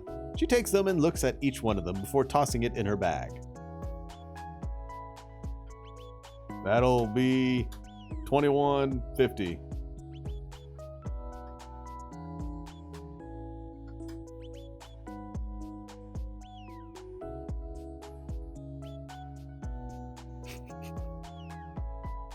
You walk away from the store as fast as you can, but Anna follows you closely. When you get close enough, she grabs your arm and gives it a squeeze. Thank you so much, she says quietly.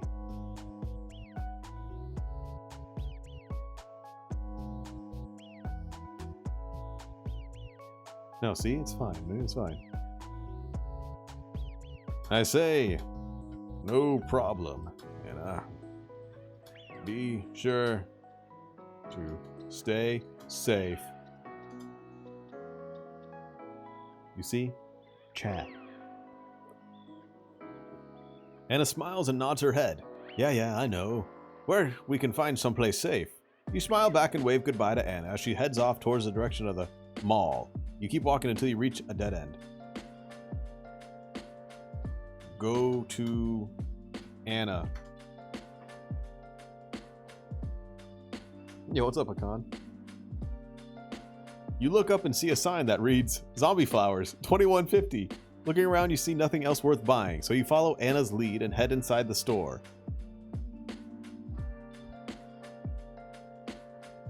Go to the mall where Anna is.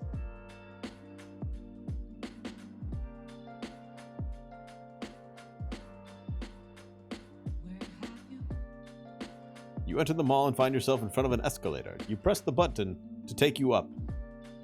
As soon as you step on the escalator, a bright light shines through the blind and blindsides you. You feel dizzy and lose all sense of direction.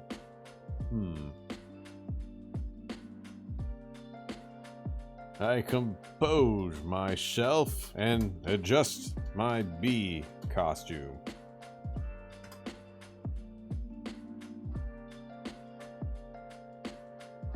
A loud noise echoes throughout the mall, causing you to jump out of your skin. It seems like every object in the room has been broken or moved by this force. It isn't long after when you realize what caused this sound. Adjust skin and prepare for the worst.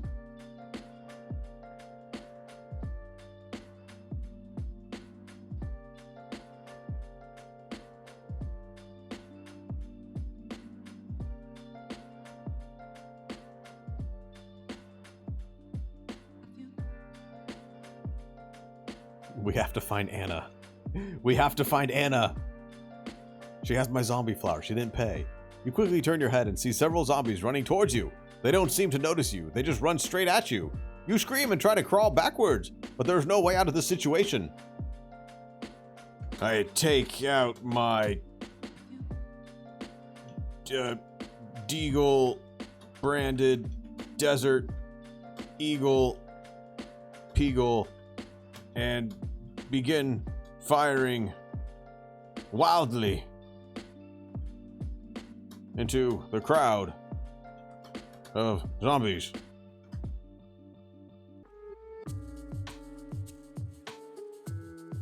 Oh my god.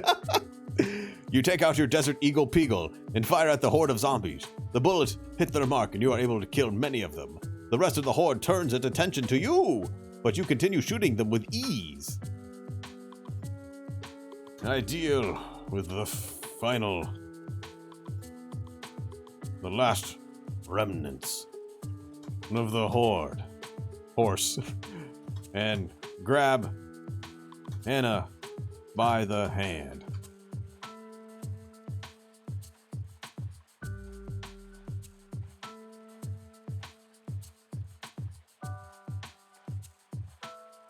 You move closer to Anna, who is still struggling against the horde.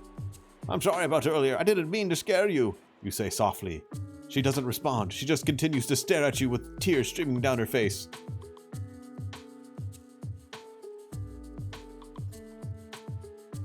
I say, when I said I wouldn't love you forever, I meant I would love you 5 ever.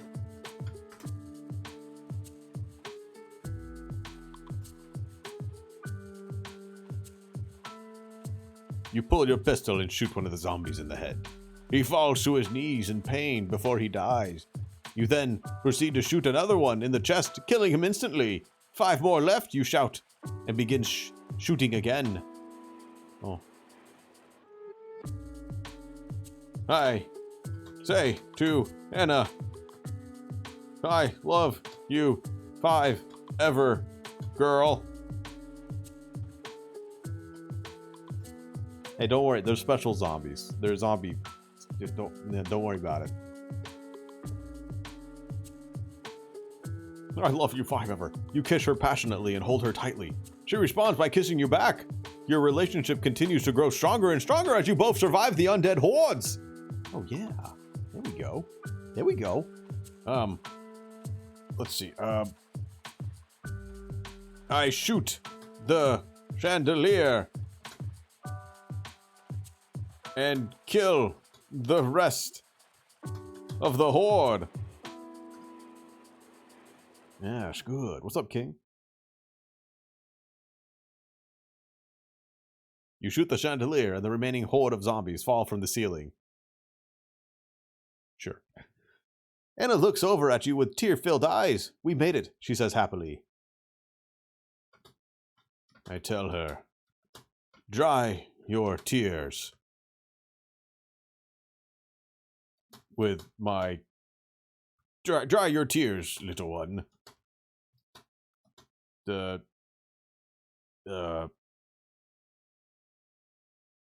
your tears. You do that. What?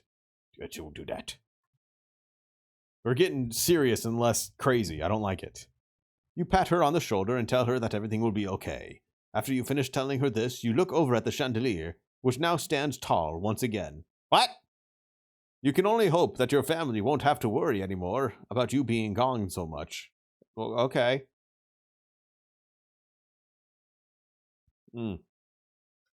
Inspect Anna. Yo, good night, Temp.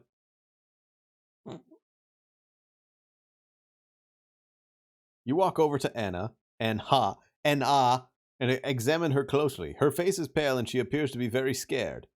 Anna, you ask. Her eyes widen a bit when she sees you, but she nods slowly. She then runs off without saying anything else. God damn it. Use stretch powers to stop her from running. Yo, what's up, devil?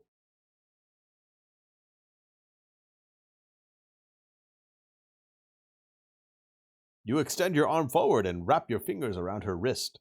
You then start pulling her along. As you do this, you feel a tingling sensation throughout your entire body. Yell at her. What is wrong, Anna? Anna turned into an NPC.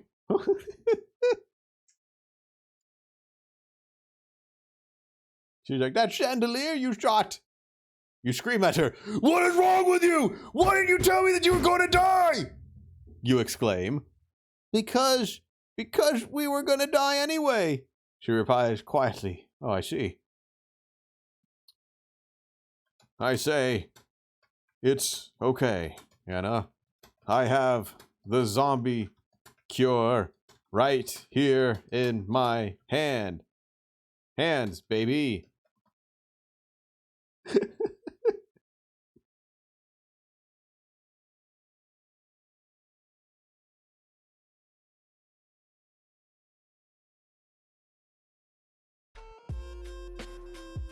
You smile and nod at each other before you continue walking towards the door. Wait. You grab her hand and squeeze it hard. Okay, it's fine. We're not dying anymore, she says quickly. Oh, okay. You smile and nod at each other before you continue walking towards the door. You hear some yelling outside, followed by gunfire. Let's see. Kiss Anna, Anna on the eye, and look and watch gunfire.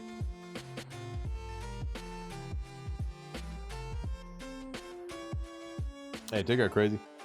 You run out into the hallway and see several people lying dead on the floor. A couple of them are even shot through their heads. Shit, you cry out. They got us all killed.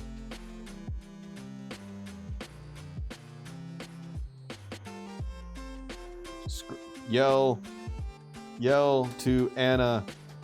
Oh God, I'm gonna I'm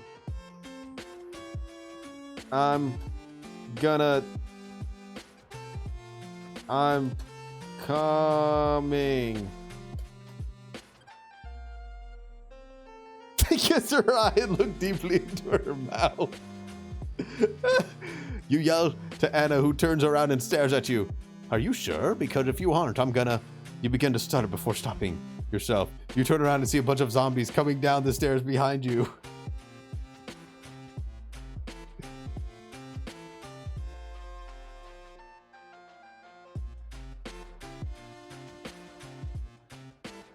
Pat head and laugh heartily.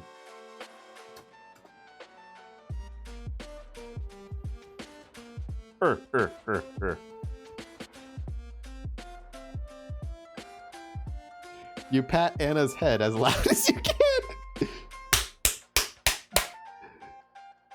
That was great, you shout. Now let's get back inside and kill these bastards. You both rush upstairs where you find more chaos than ever before. Throw Anna so she can kill faster.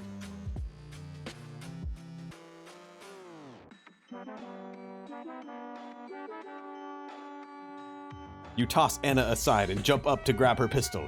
Come on, you call out. Let's go. You shoot several zombies in your way and soon reach the top of the staircase. Pull out Doom shotgun.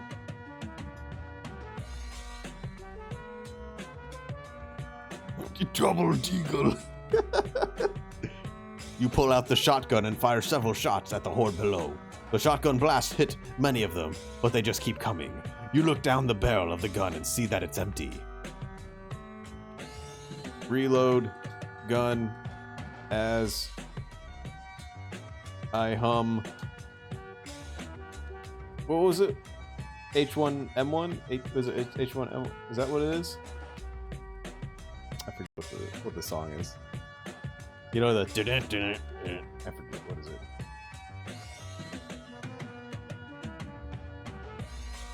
I gotta get it right. It is H1M1. You know this one.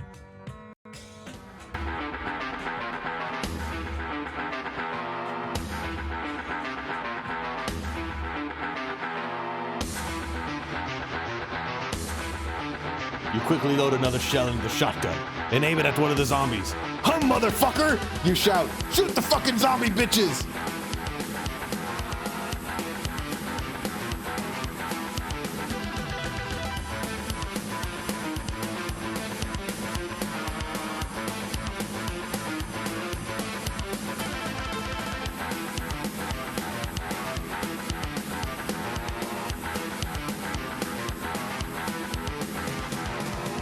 I blow off the head of several zombies and slide down the escalator.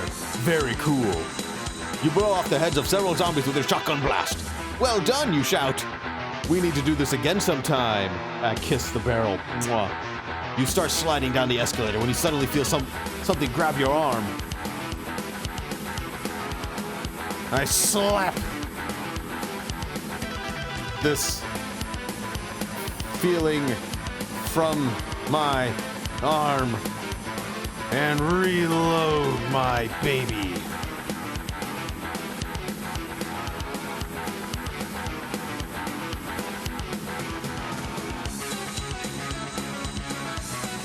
You slap the feeling away from your arm and reload your shotgun. What the fuck is going on, you ask? Why are there zombies attacking us? You hear a voice call out from above. I shoot my baby. Oh, no, wait, no! You shoot your baby, and then you hear the sound of the bullets hitting zombies. Holy shit, that worked, you exclaim. This is amazing. We should record this shit for YouTube.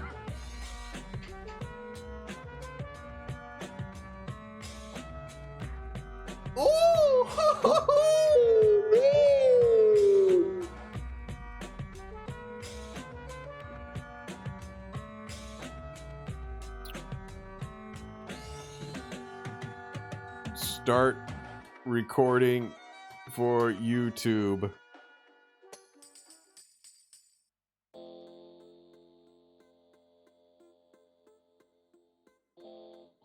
You start recording for YouTube. The next day you see Anna watching the video. She smiles at you and says, I think we're ready to make our first step towards becoming a real band.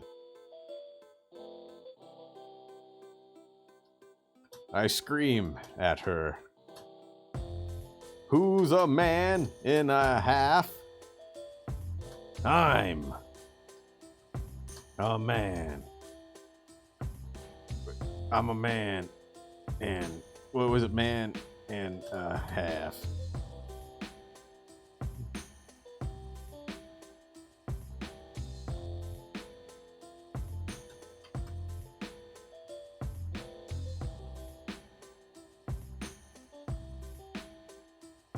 You scream at her, who's a man and a half? I'm a man and a half. She laughs at you. I yell, you have huge guts.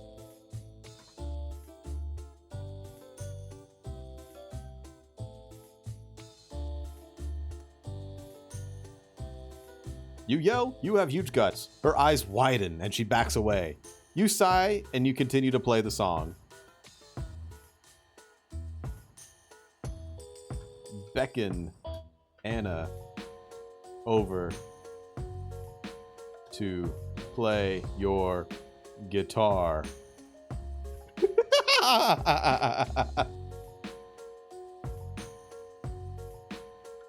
You beckon Anna over to play your guitar. She looks at you confused. Anna, what's wrong? You say. Do you not know how to play a fucking guitar? It's so simple. No, she replies.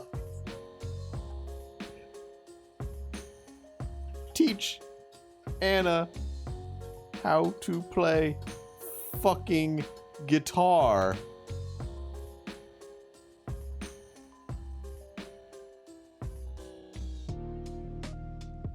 You teach Anna how to play guitar. She plays really well, but you don't understand why she doesn't seem to like it. Ask Anna, why don't you like playing the guitar?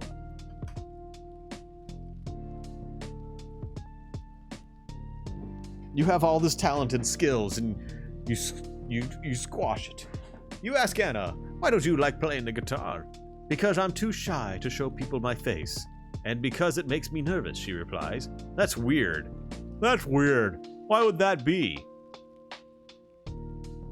Tell her. You can wear a mask, and we can be a themed band. She'd rather play my trumpet.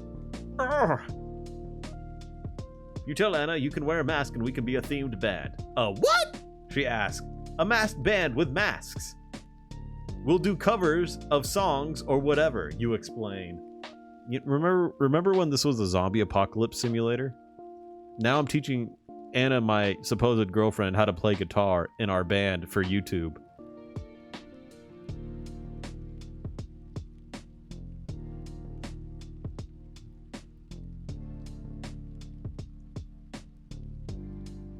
I say, yeah, we can name our band Pay the Rent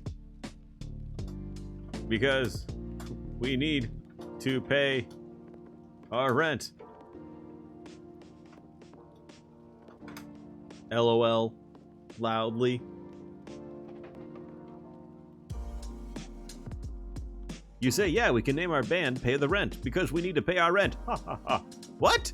But I thought you didn't want to play music anymore. That's absurd. I love playing music as long as I get to play it with you, Anna.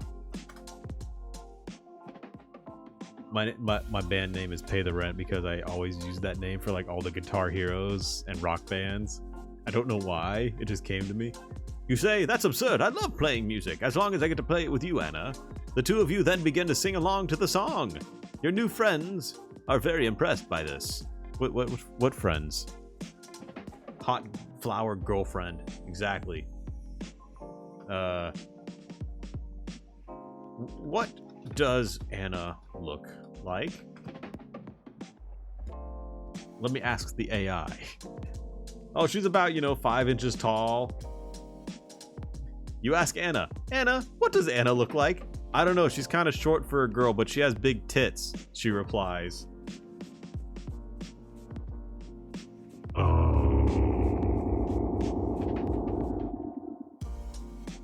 Nice.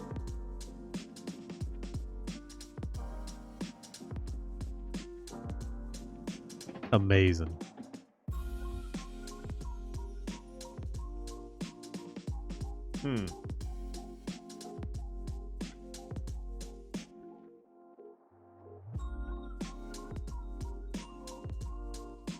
I'm like, I don't know, I'm kind of like, my brain just kind of turned off.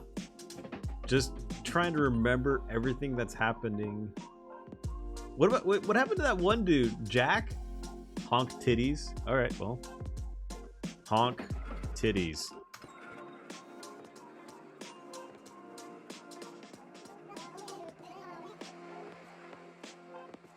You honk the titties in the air. They fly off into space.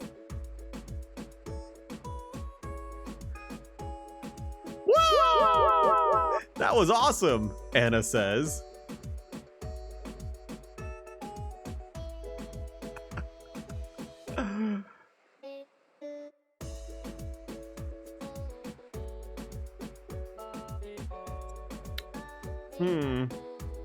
I say, so what do you want to do now, Anna?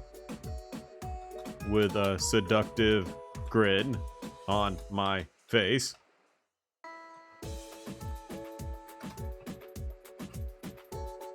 That's for all you out there. You say, so what do you want to do now, Anna? Well, I want to go home, Anna responds. Oh, you mean you're leaving here? You ask surprised. Yeah. Are you sure about that? Oh.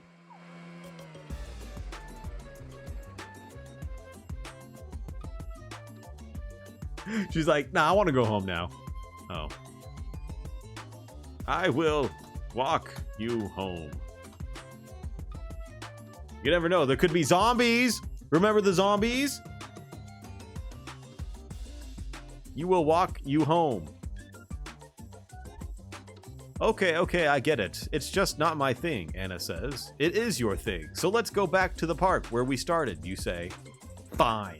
Damn, Anna turned kind of bitchy. I scared her off with this. All right, how about oh god, fuck you guys. Notices your bulgy woolgy. Ooh woo.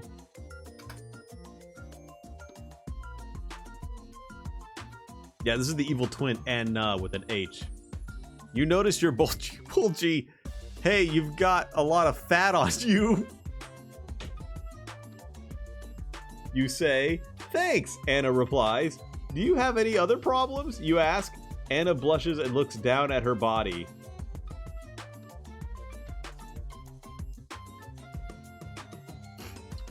So, what other problems do you have?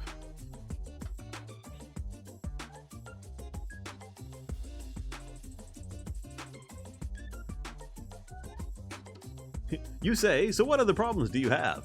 Anna sighs and turns away from you. All right, I'm done talking to myself, Anna says. Don't worry about it, you reply. Anna walks out of the room. Follow Anna.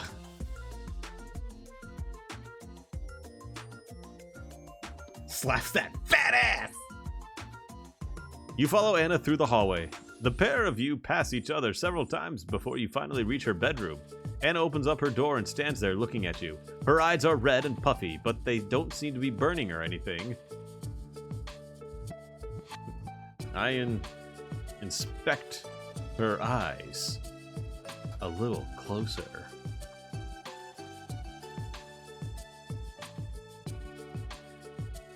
I notice it keeps going from Anna to Anna with an H. You inspect her eyes a little closer. They're fine, you say. Really? That's great. Anna smiles. Yeah, really good, you agree. What are you doing? Anna asks suspiciously while smiling at you.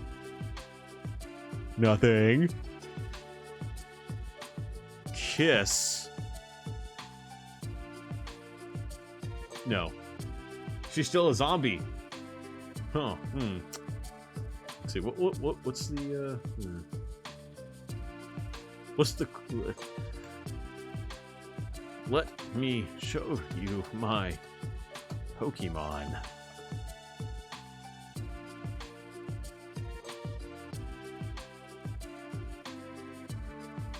You say, let me show you my Pokemon. Anna stares at you in disbelief. No way! No way! She exclaims. Why would I lie to you? You smile.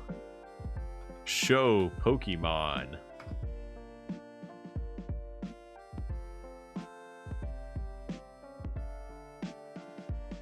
You bring out your phone and open up your Pokedex. You then point to one of your Pokemon, which is a small purple rat-like creature with 2 long tails. This is... Anna starts to say before she realizes what you're doing and stops herself. This is my Rat-a-tat. It is... What is the fuck? What was that quote? It is the best Rat-a-tat. I think he is top percentage of all rat-a-tat. Is that how you spell rat-a-tat? I don't know. This is my...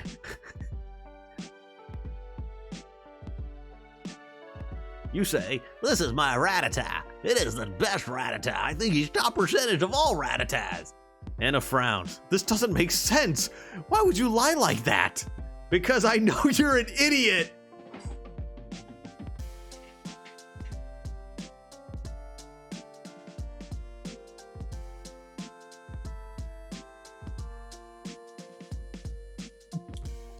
Got him!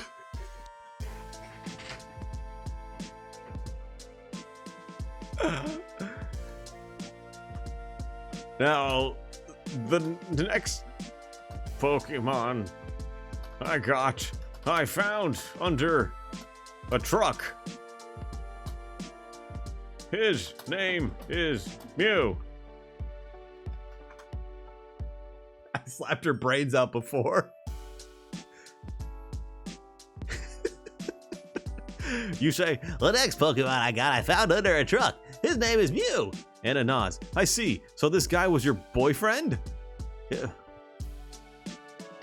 Yes, he was, you reply. Oh, well, how did you meet him? I just told you, bitch. I found him under a truck.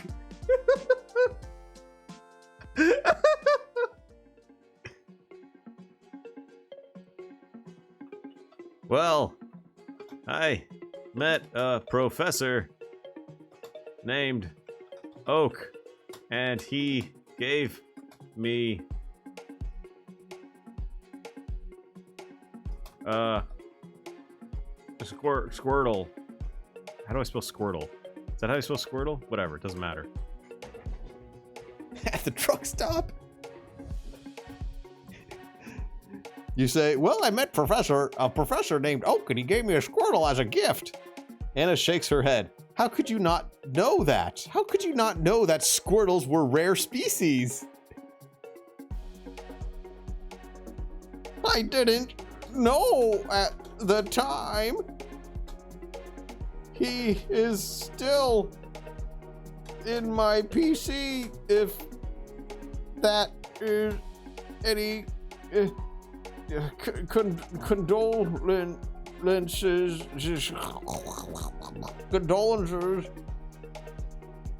to you. Truck stop, pocket monster. You say, that ain't all the time. He stole my PC. Anna looks down. Oh well, I guess we'll never know then, she says. Here, look. The Squirtle is right here in my hand. Anna. Tell her she's not as hot as Misty.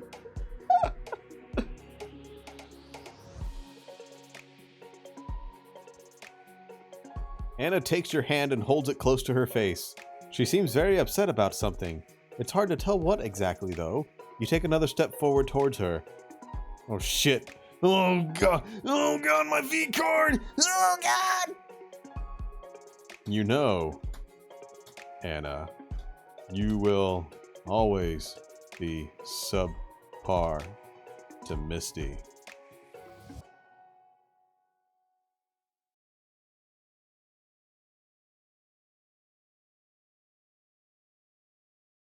Anna looks away from you and starts shaking her head. Her face turns red and she begins sobbing. The rest of the day goes by without much happening. Yell at Anna. Where is my beer? Oh my god, this is turning in... What the fuck? How is this going? What? Anna runs over to the fridge and grabs a bottle of beer. She throws it on the floor and slams her fist into it repeatedly. Finally, she picks up the bottle and drinks some down.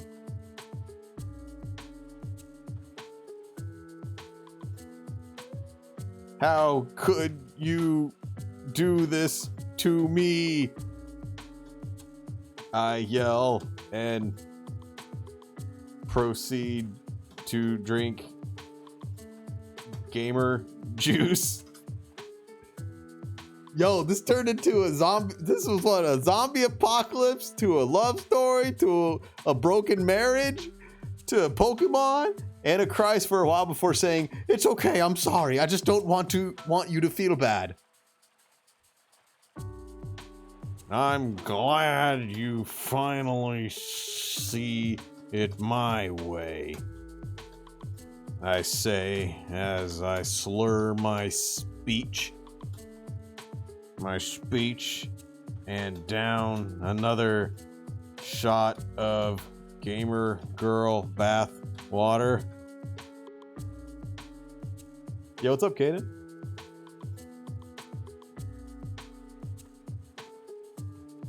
I'm glad you finally see it my way. Oh god, I broke the machine. It does not know what it doesn't know what to do after that. It's like, oh, hang on, dude. Anna continues crying. Eventually, she gets up off the ground and walks out of the room. You hear her shouting outside. Follow, Anna.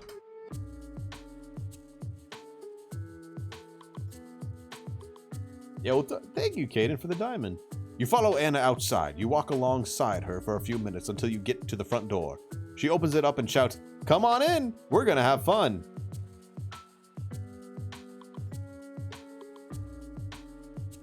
Enter. Follow Anna. I decided to do some gardening. You enter the house. You find yourself in a large living area with lots of furniture and couches. There are also 2 bedrooms on either side of the main room. On one wall, there's a fireplace which has been lit up nicely with candles, oil lamps all around it. Lay down in front of the fire and beckon Anna over. Could have guarded her flowers.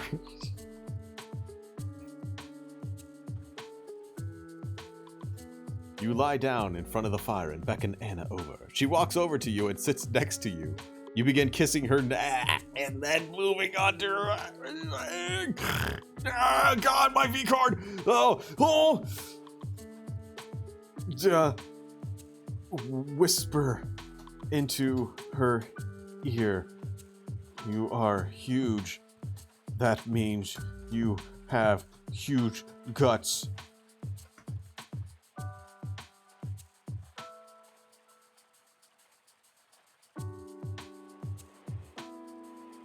You whisper into her ear. You are huge. That means you have huge guts. Anna laughs and says, "Oh my god, what did you do? I was so surprised when you came in here." You continue kissing her neck and then move up to kiss her lips. Lick her face like a dog.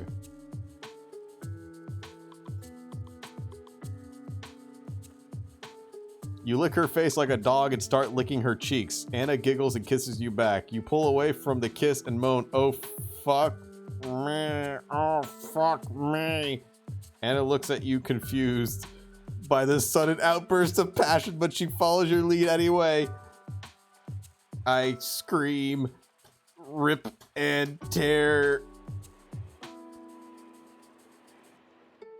Oh, God.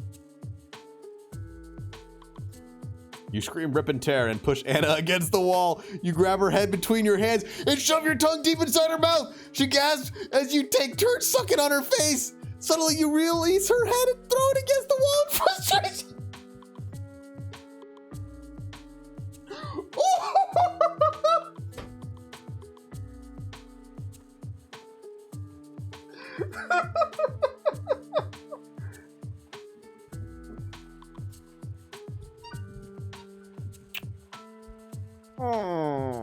Okay.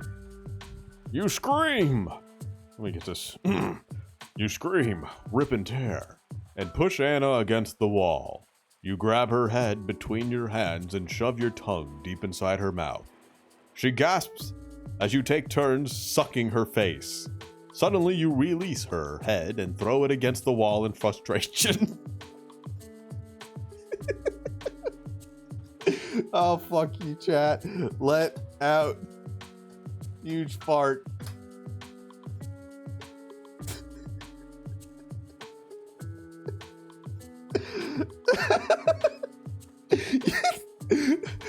You let out a massive fart that causes everyone to stare in shock. Wait, what do you mean everyone? It smells terrible. But it's enough to make them leave the room. The smell doesn't bother you, though. You just feel sick afterwards. Afterwards, you sit down on the couch and collapse into a chair.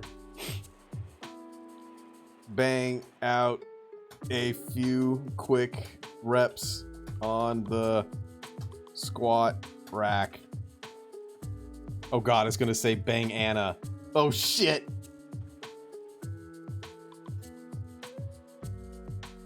You stand up and run to the front of the house. You open up the door and see Anna sitting on the floor doing squats. She smiles at you and grabs your hands. Let's go! You both rush upstairs where you quickly put on some clothes before heading downstairs again. Okay, man. All right. Ask Anna, did you hit your PR yet, bruh?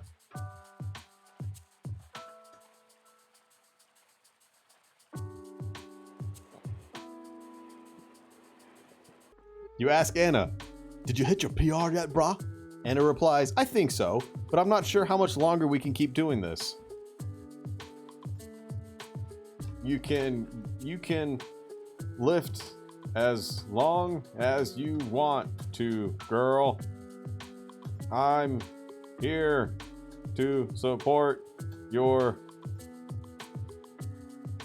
sick, nasty gains.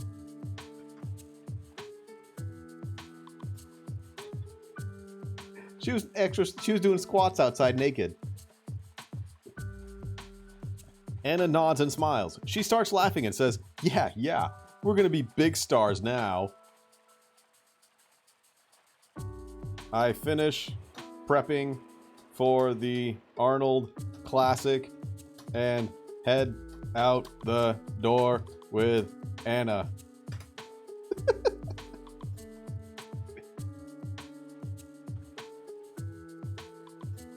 finish prepping for the Arnold Classic and head out the door with Anna. As soon as you walk outside, you hear a loud explosion followed by a bright flash. The sky is completely black and there is no wind blowing. You look behind you and see several buildings on fire. I say to Anna, I guess these games are on fire, bruh.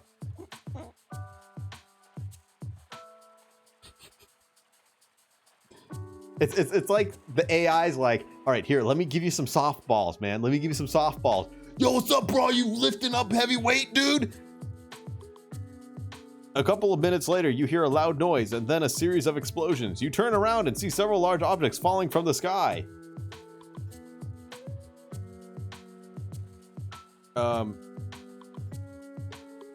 Bench press the falling objects.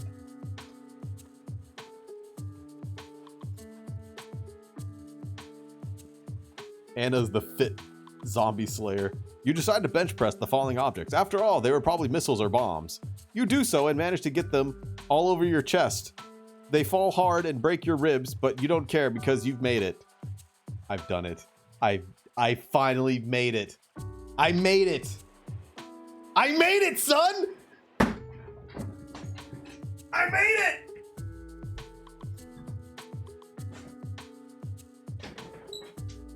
You could make it too.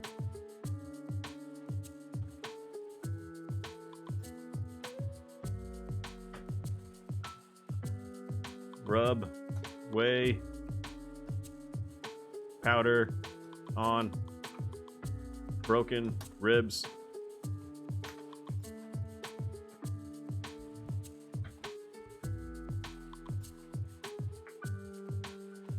You rub the whey powder on your broken ribs and you feel better. Yeah, gee, look at that.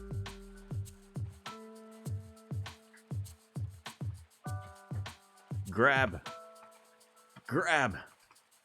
Anna passionately and tell her I made it.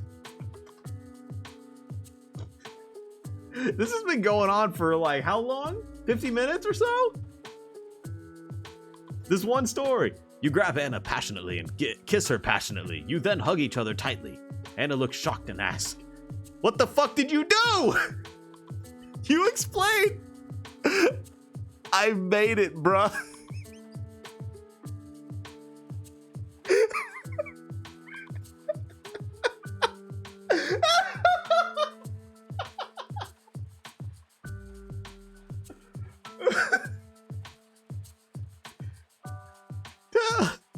Tell Anna you're gonna make it too.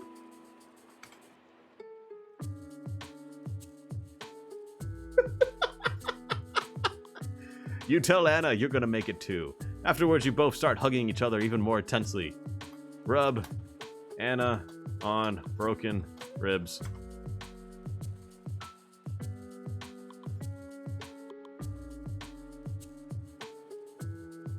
You rub Anna on her broken ribs and she smiles at you.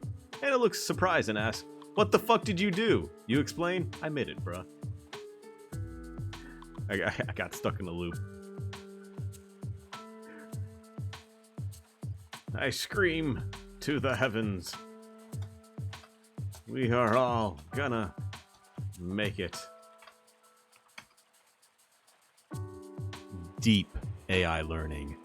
Deep. You scream to the heavens, "We are all gonna make it," and then you collapse in a puddle of blood. I whisper to Anna in my dying breath.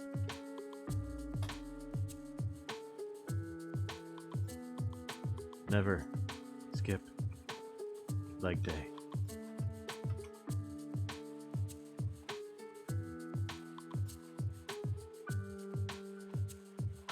You whisper to Anna in your dying breath, "Never skip leg day."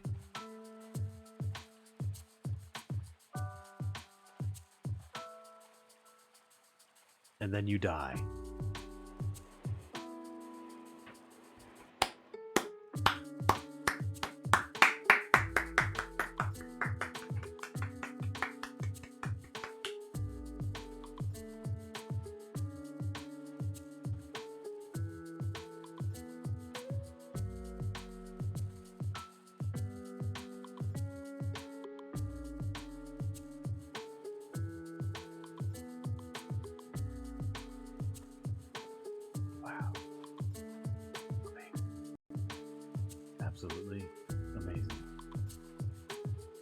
But that's okay. I made it. Kept that V card and made it. You know who else is gonna make it? All of you for being so awesome. Because we're gonna open up that bomb, baby.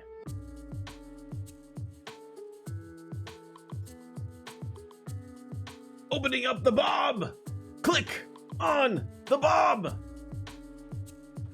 Achieve your dreams! Get your reward! We'll do one more story. Who's gonna win? Who's gonna win? I guess all of you are gonna win. Let's see, the winners are... Taters! Crazy, Divine, Moon, and Human. There you go, guys. There you go. There you go. There you go. All right. Vegeta! What's up, dude?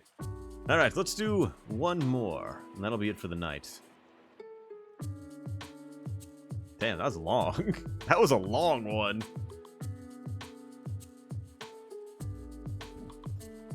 That's all right, Human. I might do another one after this. Actually, you know what? I am going to do another one after this. What is custom? Well, let's do mystery. Let's try mystery. Let's see. I am a detective. Yeah, see? Yeah, the name's... Oh, please. You're still kissing zombies? Why are you kissing zombies? How lewd can you get this game? You're Apple, a detective living in Chicago. Actually, I should do... Let me see here. Can I make this more,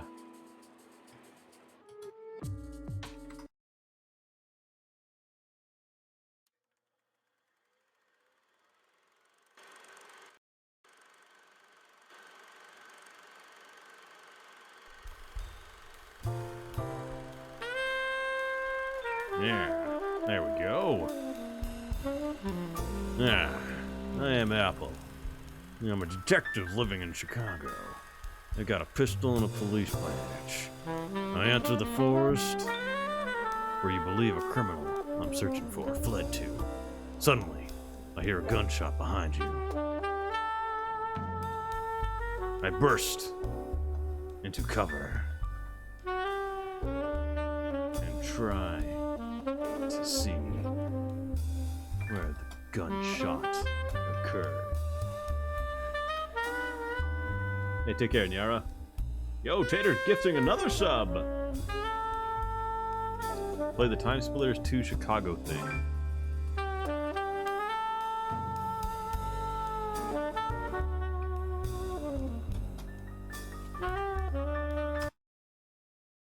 Let's see. What about this one? There we go. You immediately rush out of your hiding spot and shoot at the man who shot at you. The bullet hits him in the chest and he falls down dead instantly. You then turn around to look for his accomplice, but you can't find them either.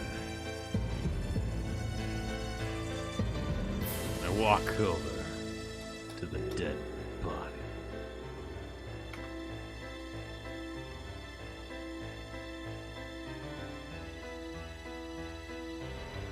You pick up the pistol from the ground and walk over to the corpse. You examine it closely and notice that its bullet hole is still there. I don't think it would go anywhere. It seems like this guy was trying to kill you with a sniper rifle. Damn, and I shot him with a pistol? Fuck.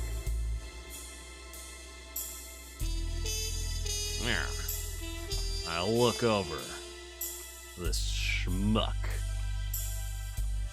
Wait. Schmuck.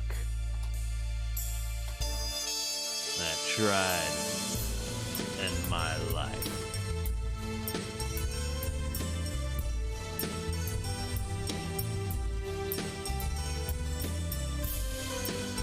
You fire another shot at the other man who's now lying on the ground. This time, however, you hit him too. He cries out, drops his gun, and as he falls to the ground, you quickly get up and take aim again at whoever killed your friend. Oh, okay. shoot, man.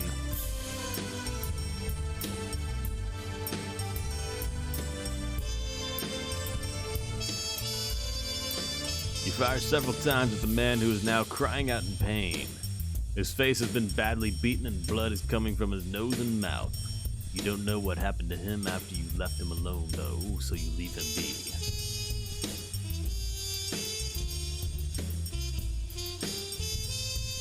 I light a cigarette. Oh, fucking A. A cigar. I light a cigar and take a deep hit.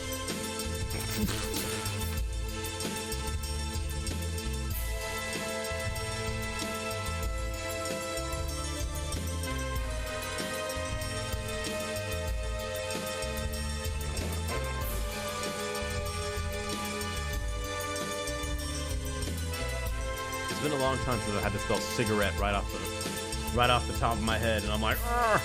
A drag. Okay, thank you. You light a cigar and take a deep hit from it. You feel great afterwards. I look down at the dying man and say to him, "What a waste." And toss my cigar at him.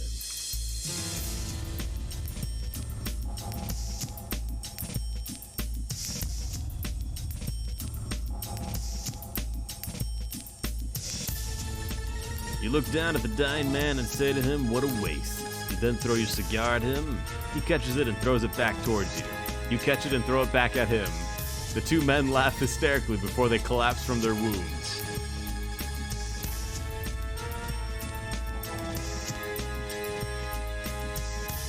I applaud.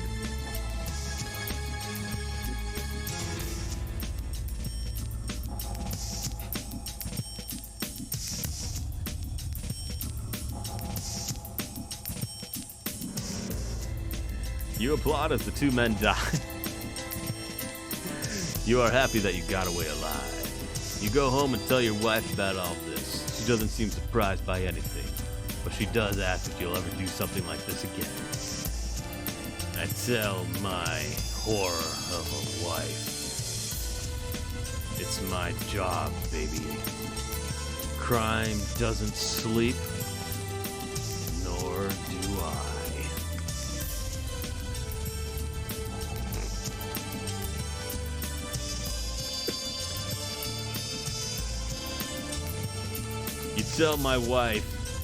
You tell your wife it's my job, baby. Crime doesn't sleep, nor do I.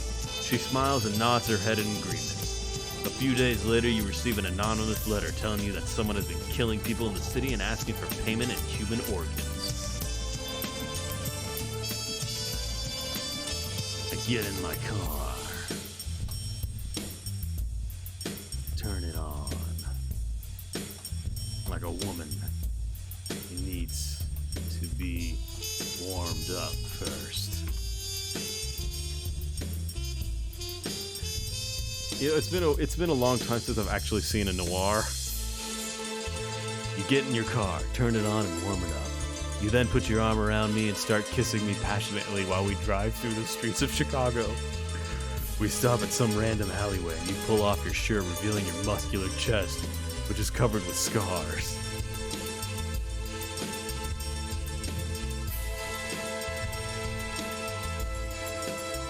I put my shirt back on and say, "I'm glad you brought me a change of clothes, honey."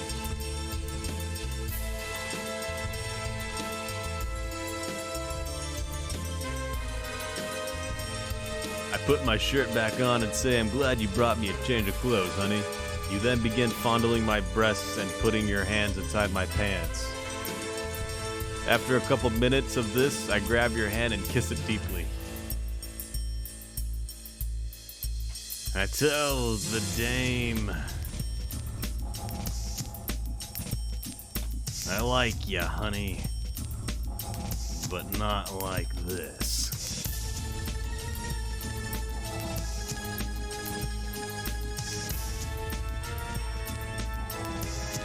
You tell the dame I like you, honey, but not like this. Yeah, I noticed, Puka.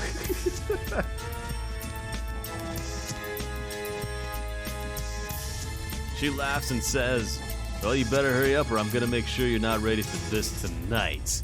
We continue driving. Also, why is she in my car? I'm trying to get to work. We continue driving until we reach a secluded area. You remove your pants and reveal yourself to me. I put my pants back. Oh, I feel like the AI is trying to like molest me right now. I think the AI is trying to seduce me. I put my pants back on. I got no time for this, babe. I need to get to work.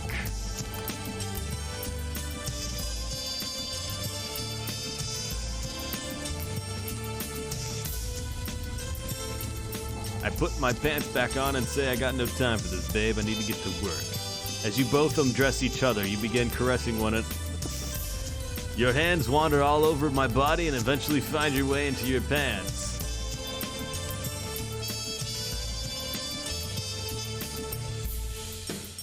I yell, back the fuck off? It doesn't respect me as a person. It just sees me as a flesh bag. You yell, back the fuck off? What the hell do you think you're doing? I reply, or is it me or you? You reply, I reply? I reply, nothing, just horny as usual. Now come on, let's get to work. You push me against the wall. What the Stop!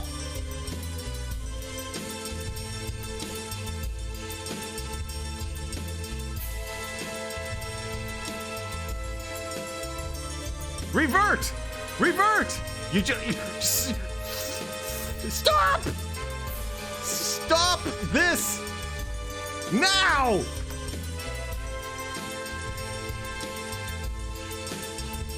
No means no! No means no! I'm writing a Kotaku article about this, that the AI molested me.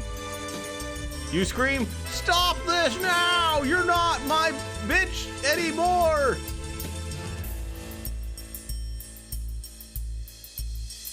What in the The end!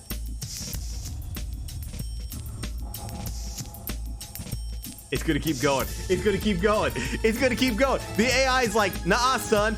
Nah, not when I'm this close. No.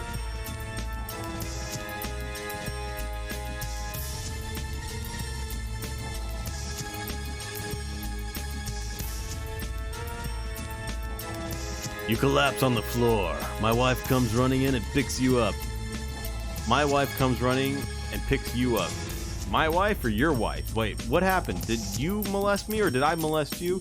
Did you use me or did I use you? Takes you upstairs where she puts you to bed and tells me to get some rest.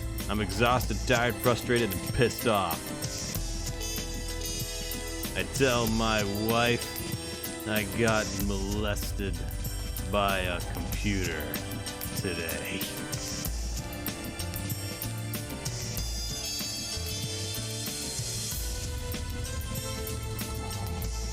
Oh fuck, now she's gonna molest. God dang it.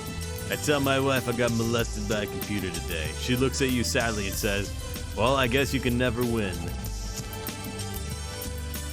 I know. Life is rough in this city.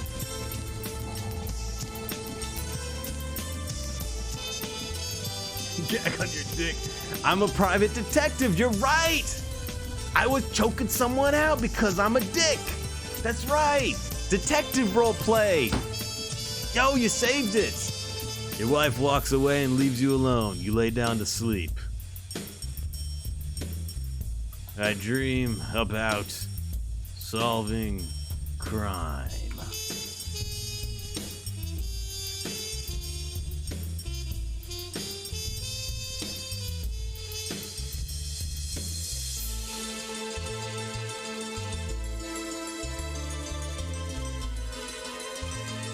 You wake up and realize you've had a nightmare. You don't remember having one yesterday. It must have been a bad day for you because now you want to solve crimes instead of sleeping. Okay. Solve crimes. I'm trying my very best.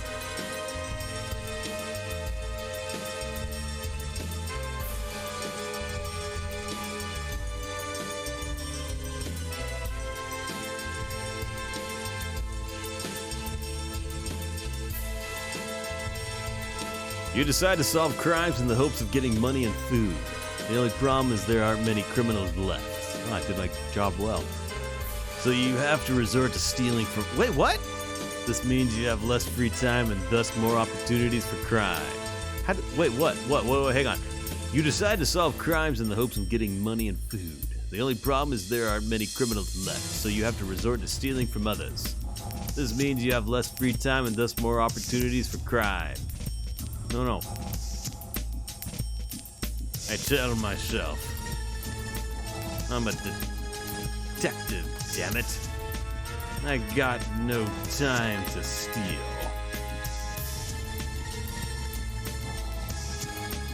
This game desperately wants to fuck every player. Yeah! You tell myself I'm a detective, damn, I got no time to steal. You become a thief and rob banks and stores. You also commit burglaries. Eventually, you manage to steal enough money that you can afford new clothes and food.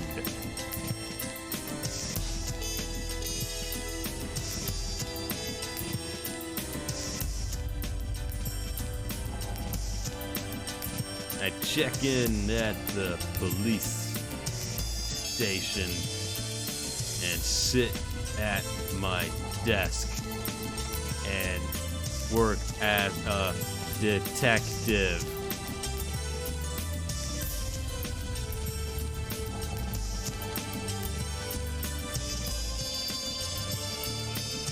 You decide to go to the police station and ask them if they need any help. They say yes, so you go to their office and wait for them. When you arrive, they're waiting for you with a bunch of paperwork. I say, I hear you have a serial burglar. Burglary. Burglar.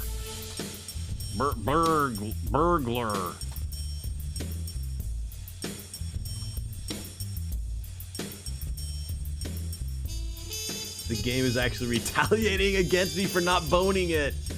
It's like, oh, you want to be a detective? Oh, you want to fuck me? Oh, you don't want to fuck me? Well, guess what? You got a life of crime now. You say, I hear you have a serial burglar. They laugh and say, yeah, but he's not our only one. He stole something else, too. You nod slowly and leave. A few days later, you return to the police station with a bag full of stolen goods. I found your culprit. It was easy. All I had to do was leave this big sack of stolen goods.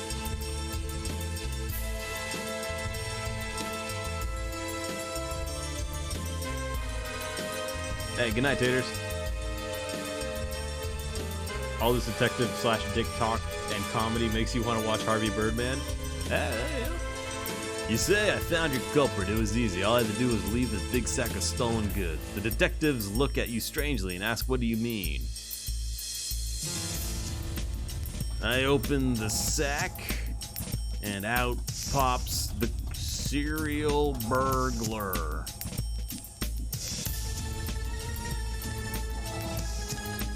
Yo, what's up, Flamenco? You open the sack and out pops the serial burglar. You smile at your accomplishment. Yes.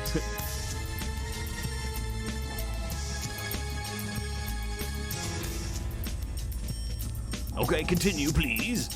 You tell your colleagues that you did it. One of them asks how much you made, and you explain that it wasn't very much since most of the stuff you was junk anyway. The detectives are impressed with your success and congratulate you.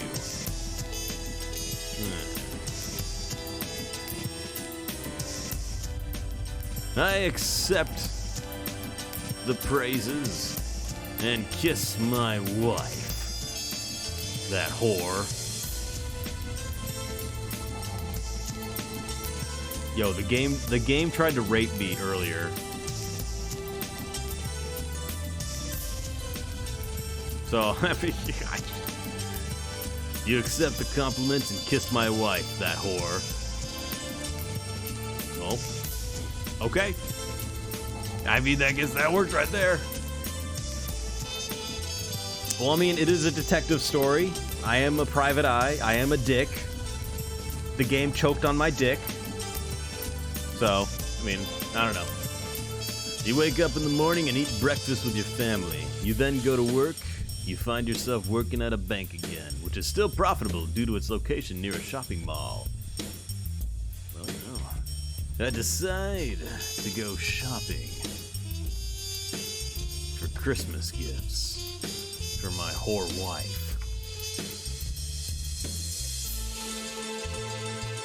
What the hell do you mean it tried? Well, okay, I guess it succeeded. Hey, what's up, Drumbo? What's up, Laney? I'm not turning on text-to-speech. Sorry about that, Porch. You decide to go shopping for Christmas for my whore wife. You walk around the mall until you see a woman dressed like Santa Claus. She has long blonde hair and red lips. I ask her, do you wanna see my Pokemon?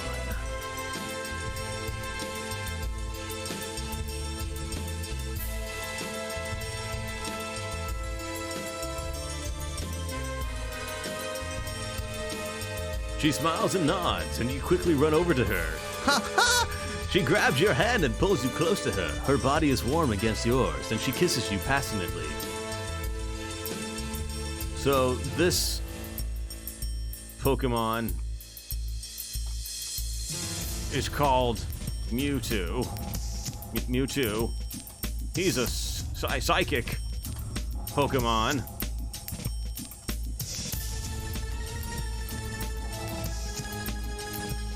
Oh yeah, it's not hard to set up. You just have to zoom in a lot. You say, this is my Pokemon. It's called Mewtwo. He's a psychic Pokemon. She giggles and it says, oh come on, Mewtwo? That name sucks. What kind of name is that for a psychic? That's the default name. I tell her, I was going to call it Pussy. No. I was gonna call it. I was gonna call it Chadius, but that name was taken.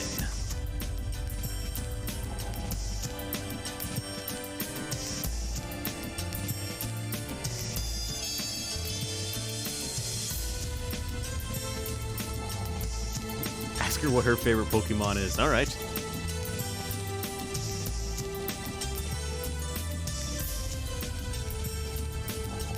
It's thinking. It's getting there. It's getting there. You tell her I was gonna call it Chadius, but that name was taken. She laughs and says, oh, come on, you're joking, right? I tell her, no, you bitch. I think that name is awesome. What is your favorite Pokemon? Gotta protect that V-card, boys. Don't you laugh at me! Oh! I'm gonna teleport behind you! You tell her, no, you bitch. I think that name is awesome. What is your favorite Pokemon? The game's like, I don't know what the fuck you're talking about, dude. Back off!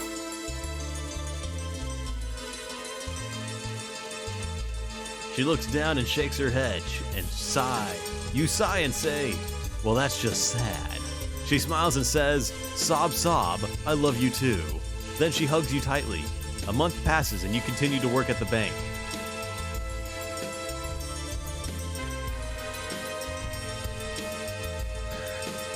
I continue to visit the Santa Claus, the Santa girl.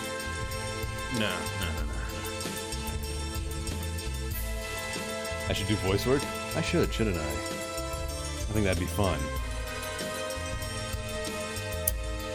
Let's see here.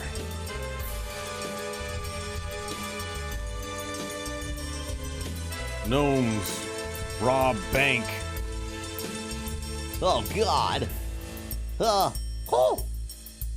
The gnomes are coming in. Oh. Your coworkers begin to report strange things happening in the basement. The bank alarm goes off several times before finally stopping. You try calling the cops, but nobody answers. Oh, boys, I guess it's time to investigate. Like Scoob! Oh, man! We're gonna have to go down to the basement! You investigate the basement and find out there are gnome thieves digging tunnels under the ground. They seem to be using some sort of magic to make themselves invisible. Remember, this is a detective mystery. You follow the tunnel and eventually reach a large room filled with piles of coins. I shout, "Where are you, gnomes?"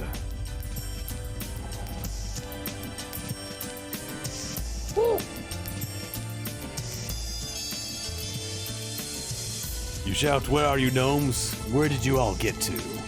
One of the gnomes points his fingers at you and says, Hey! Where are you going? We live here!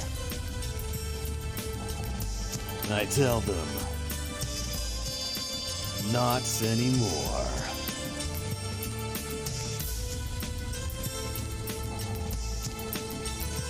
Why do the gnomes own so many banks? You tell them, not anymore, and they laugh. They continue to laugh as you watch them disappear into thin air. You enter the bank lobby and see a man standing outside the front door with a shotgun in hand. He looks angry, but doesn't point it at you yet. I cast gnome magic at the man. Oh! You like that?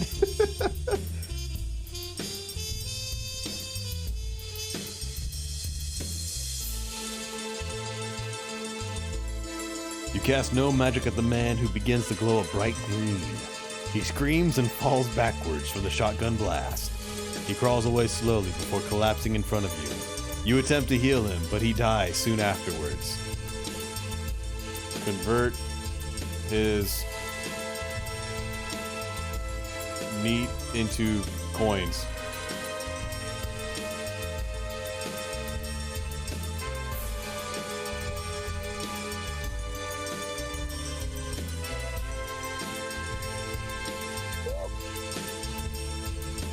You convert his meat into coins. The next day, you receive an email from the bank telling you that your account has been frozen by the police.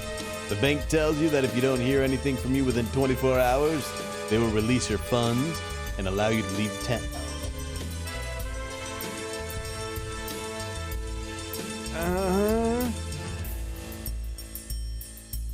Respond to the email. What the fuck did you just say to me, you little bitch?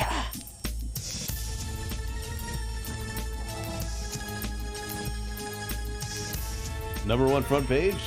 Well, I couldn't have done it without all of you. Now open chest. Well, actually, I opened the chest like 10 minutes ago, actually. The game is like, I don't know what to do with that. Yo, the game seriously does not know what to do with that.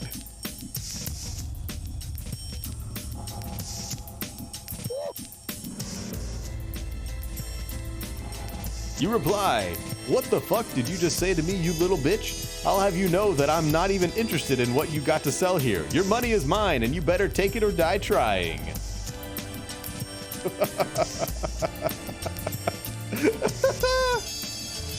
Hey, thank you everyone for those follows.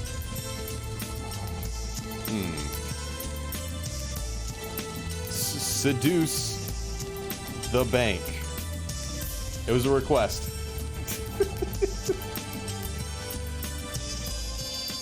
You seduce the bank employee. After a few minutes of conversation, you notice that the bank employee is very attractive. You feel a bit bad about stealing from her, so you offer to buy some of her stuff to give it back to her. What the fuck?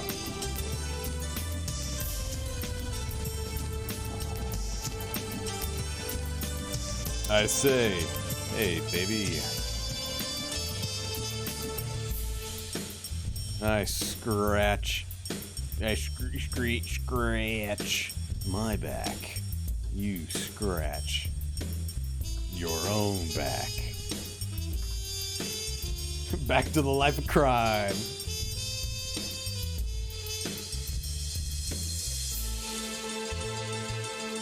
Wait a second, Apple, that makes no sense at all. You say, hey, baby, I scratch my back, you scratch your own back. She smiles and agrees. You then proceed to kiss her and suck on her nipples until she comes. You then put your tongue in her. No, stop! Stop! Wait a second. You then put your tongue. Wait, you then put your tongue in her mouth while still sucking on her tit. What? God damn, I'm talented.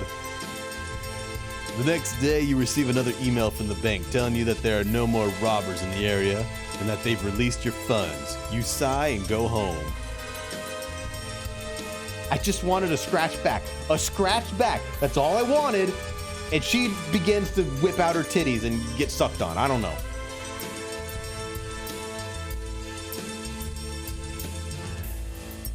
I go home to my whore wife.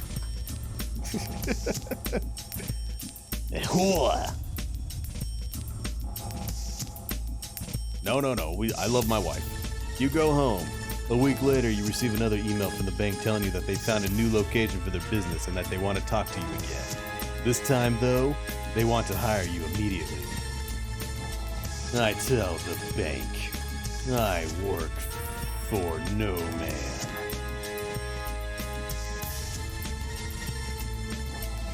Damn, Apple, you got game, bruh.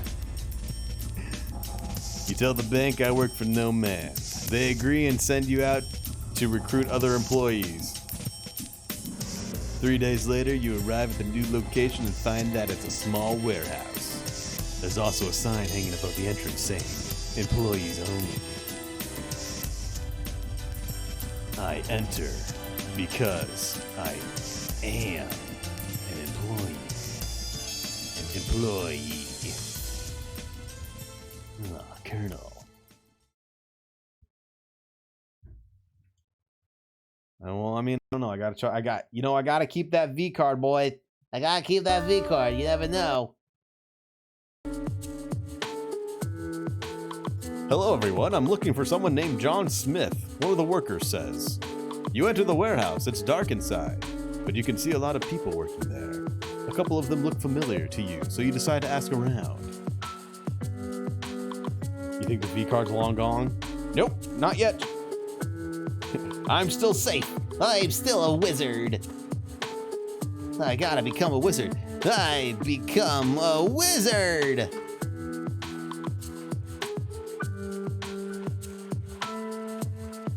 Oh God, what the fuck? You become a wizard. 2 weeks later, you're hired by the bank. Oh, I'm glad it was that easy. You begin to wonder why you were hired in the first place when you had no experience whatsoever. I then realize it is because I am a wizard.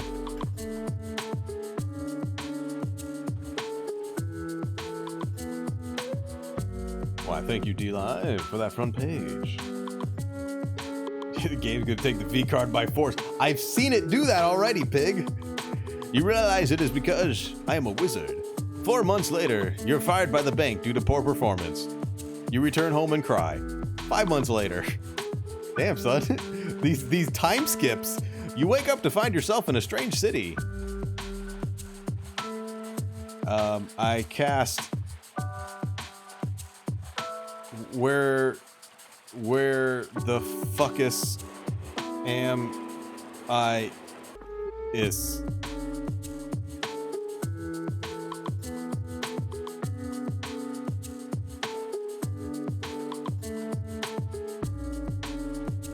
You cast Where the Fuckus Am I Is. You walk down the street and suddenly you fall unconscious. When you come to, you find yourself in a room filled with many doors. Oh, God! I open a door.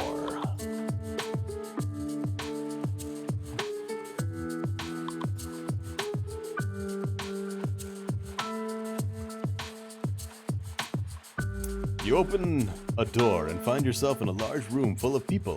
Most of them are dressed in black clothing, some in robes, some in fancy clothes. Some are talking and laughing, while others seem to be asleep. All of them stare at you blankly. I close the door. Thank you, Chad. You close the door and find yourself back in your house. 6 months later. Why is there so many time skips? You awake to find yourself naked on a bed. You sit up and gasp as you realize that you're back home. You quickly get dressed and run downstairs where your parents are both waiting for you. I say, Mom! Dad! Mom! Dad! I'm finally home! The life of a wizard is truly a strange one. Your father looks at you confused. He asks, "Where the hell are we?" You explain that you woke up in a strange city and now you're back home. I screech at Mom. Where are my tendies?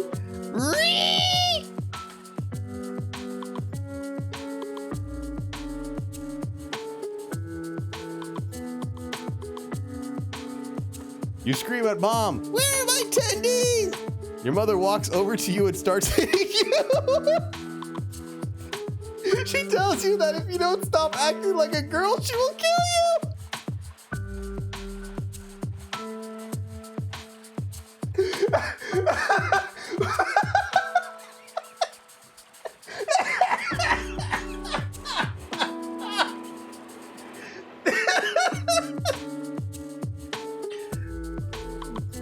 Yo, my mom kicks ass, dude.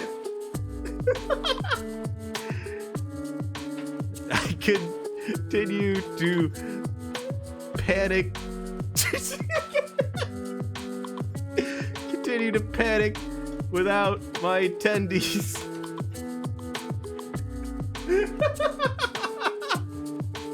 Oh, God. Oh, I gotta take my shirt off. It's getting too hot here. You continue to panic without your... Your mother continues to hit you and scream at you. She won't let anyone hurt you anymore.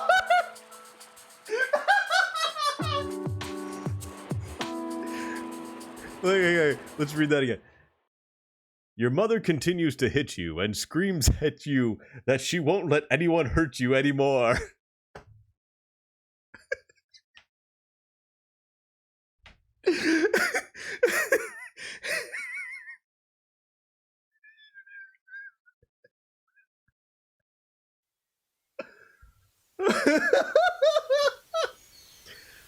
Okay. Okay.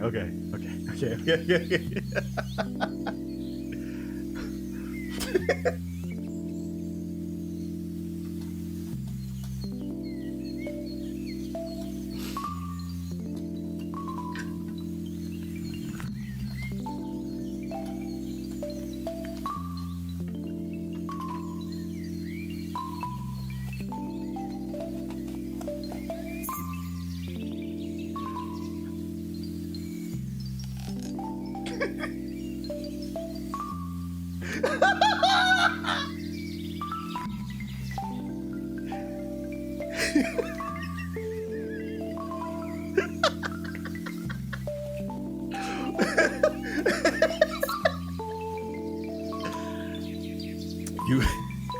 Alright, hang on. You fill your diaper up and continue to yell, "I want my tendies!" Your mother yells at you to calm down. She goes into the kitchen and comes back with a knife. She stabs you in the stomach, killing you instantly.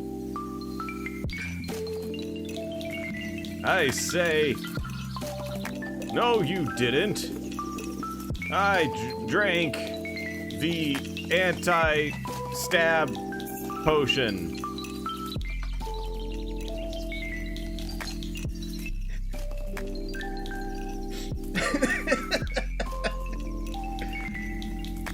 Remember, this is the detective story. This is a detective story. You say, no, you didn't. I drank the anti-stab potion. You die.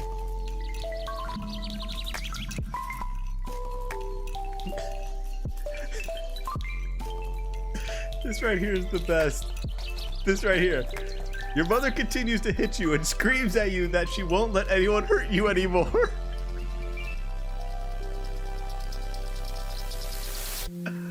Oh God! Help me! Help me! Alright, I'll let you guys pick the last one for the night. The game gave no fucks. Mommy, no!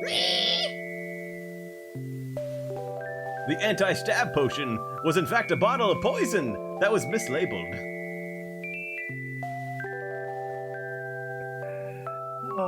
Remember, that was a mystery. That was a mystery.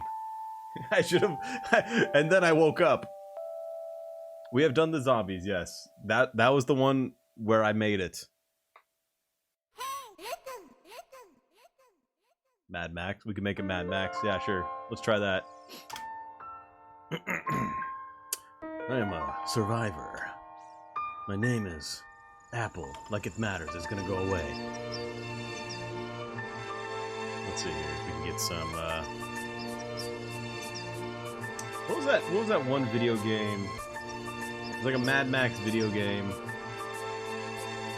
but it was on the SNES.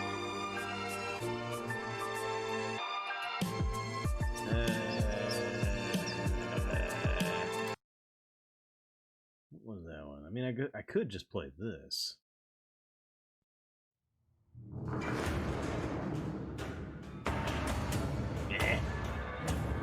Let's see. I can just do SNES, Mad Max.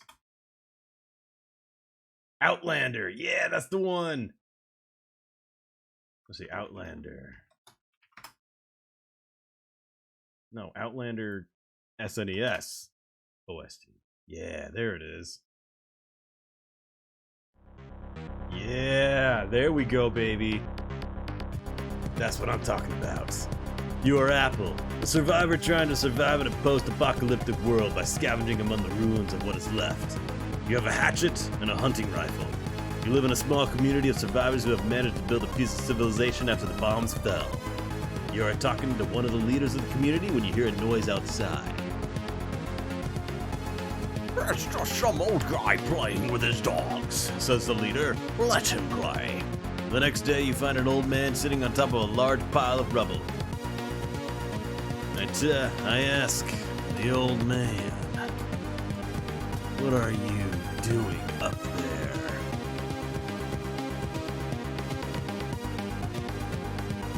Here, you want... The year is 22X. The world is in ruins. What are you doing up there? I'm not sure, he replies. Maybe I was looking for something, or maybe it was just a nice view. Well, what are you doing up there? Why are you up there? You demand! He looks down at himself and then back at you. This is not very apocalyptic. I get into my apocalyptic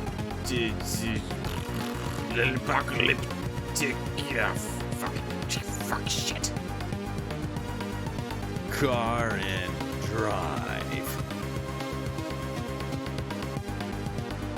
This is like one of my most favorite games on the SNES. It's called Outlander. And it was such a shit game, but I loved it as a kid. You grab your pistol and start shooting at the old man as fast as you can. He manages to dodge most of them, but a few hit him in the head. The old man falls off the pile of rubble and onto his back. You quickly run over to him and pull out your knife. I don't know how the game got that from. I get into my apocalyptic car and drive. I get in my car and drive.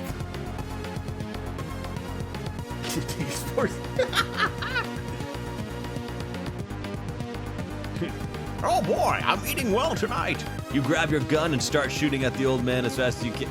Let's just repeat. Hang on.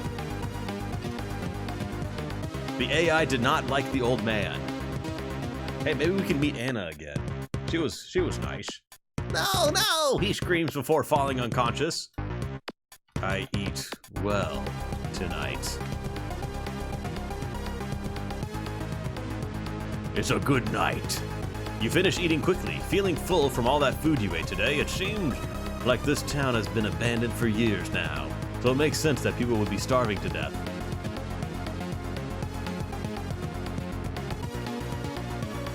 I continue on the road looking for what's it called? Guzzling?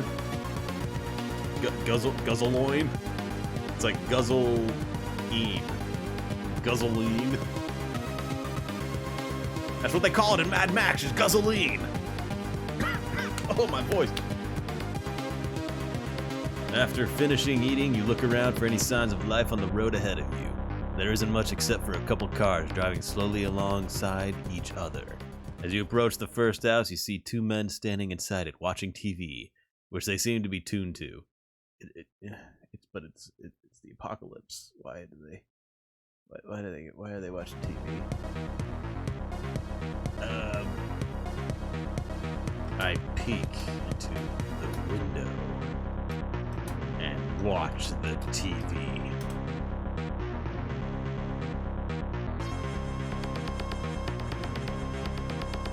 Let's see what's on the TV.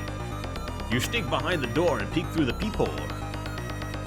Hey guys, wake up, you call out. Whoa, what do you want? One of them answers. We're here to buy some gasoline. Oh, they kept that in there. Oh, and they spelled it right too. I tell them, I'm not selling. I'm taking yours. Teleports behind you. Oh no, we don't sell anything here. We got everything we need right here in our basement. Yeah, okay. You walk past the pair of them and head towards the front door. I pull out my gun and hatchet.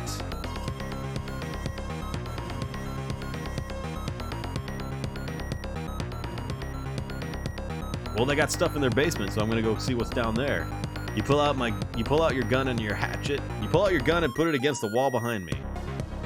Guys, if you try anything, I'll blow your brains out. Where am I? Where am I in this world? They both turn their heads and stare at me. They still haven't noticed that I'm armed, though. I blow... Oh, no. Let's not go down that path. I shoot the two men. I was gonna say, I blow their brains out, but the game's gonna be like, oh, you suck their dicks, huh? With a quick shot, I kill the two men before they even know what's going on. That was easy. One of them says. Yeah, it really was, the other one adds. I ponder to myself, why are they talking?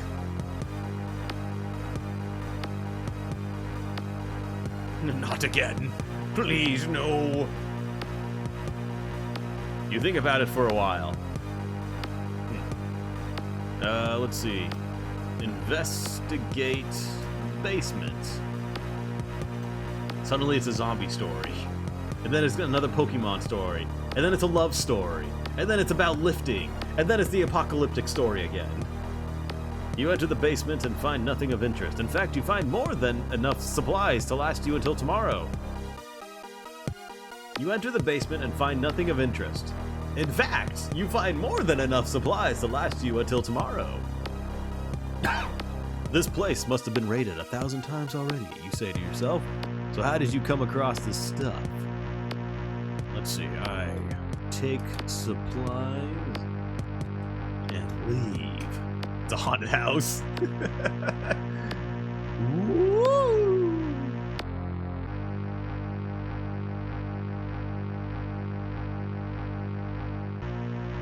You decide to stay and rest for the night. Fuck you. You head upstairs where you find plenty of room to sleep.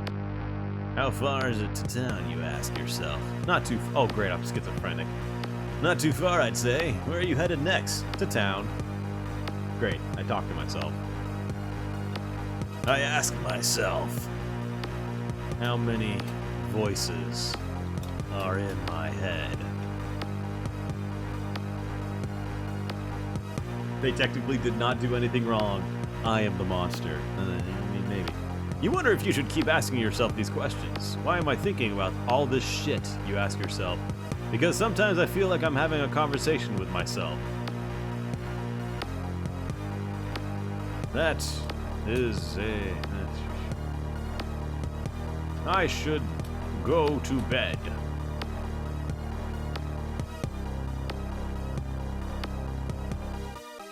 I'm a monster.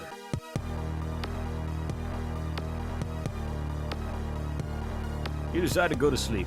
Good night, Susie, you whisper to yourself.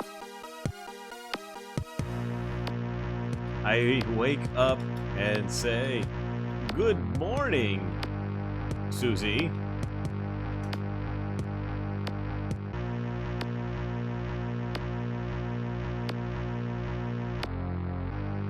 You wake up and realize you forgot to say good morning to her. Wakey, wakey, wakey, you shout, waking her up.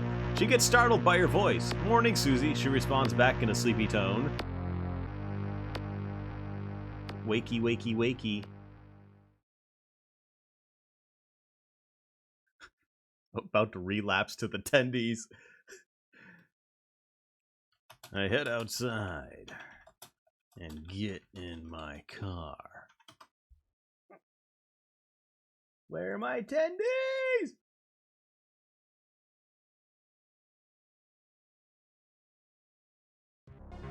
You head outside and get into my car. I guess your car. You can hear the sound of traffic going by, but... Well, it looks like we're finally getting somewhere, you say to yourself. Yeah, I guess so, you reply back to yourself. So where are we heading? Okay, I guess I'm the schizo in this story. So where are we heading to? I guess... wherever I need to go, I say to myself.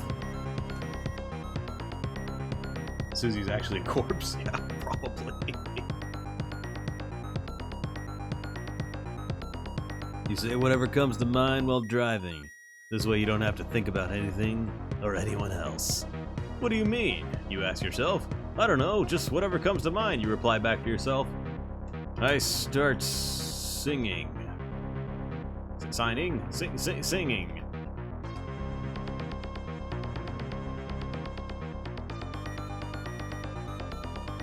You begin singing a song you learned yesterday. It's a pretty simple song, but it helps you relax and forget about the world around you. And I love the sound of silence when I'm walking down the street. You sing softly as you drive along. Let's see.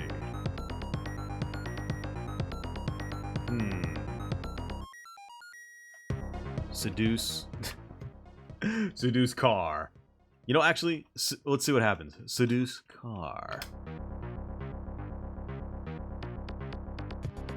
It's gonna be like, the car whips out its tits and you start sucking on them. Guzzling pours out of it. No. You stop your singing and get out of the car. You notice a man sitting in the driver's seat staring at you. He notices you too, but doesn't make any move to speak to you yet. I shoot the man. Probably a mutant. I shot the man. Well, I mean, if it's in past tense, that means it's a guaranteed success, right? You quickly shoot the man in the chest. Shit, I killed him, you say to yourself. Yeah, well, at least now he won't be able to talk to anymore. You reply back to yourself. Okay, let's get out of here. This is the weirdest fucking one.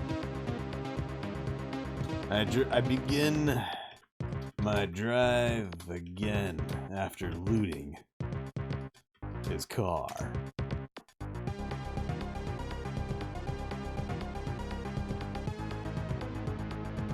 Yo, what's up, Brain? You continue your drive and eventually you reach a gas station. You see a bunch of mutants standing around there. Looks like someone's took over the gas station, you say to yourself. Maybe they were trying to fill up their tanks. Another replies back to you. I ready my weapons and begin. And I ready my weapons and start battle. This is a randomly generated text game. You grab your guns and prepare for battle. Alright, let's go, you shout. The mutants immediately attack you, but luckily they're very weak compared to humans. They fall dead instantly from your bullets. I lick the blood from my hatchet. And scream at the dead mutants. It's a porn game? No. Well, it can be because people are lewd hackers. The game tries to lewd me. You continue to fight the mutants and soon you manage to defeat them all. Soon you find yourself in front of a large door which has a sign hanging above it reading, "Welcome to the gas station." Great, I guess, you reply back to yourself. I tell myself, maybe I should look in the station. Yeah, the game molested me earlier.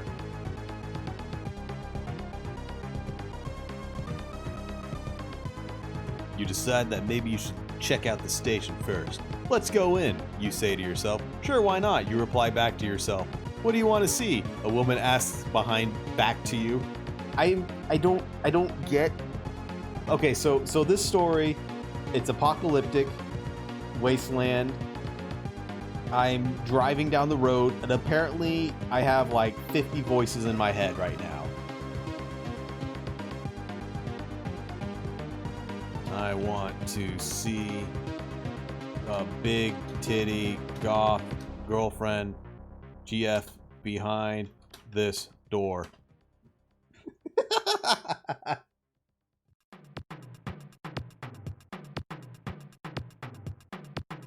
Let's see what happens. You decide to go into the station first. Hey, what do you know about this place? You ask back to yourself. Nothing really. But I'll bet you could learn something if you're persistent, the woman says back to you. Thanks. I investigate the station.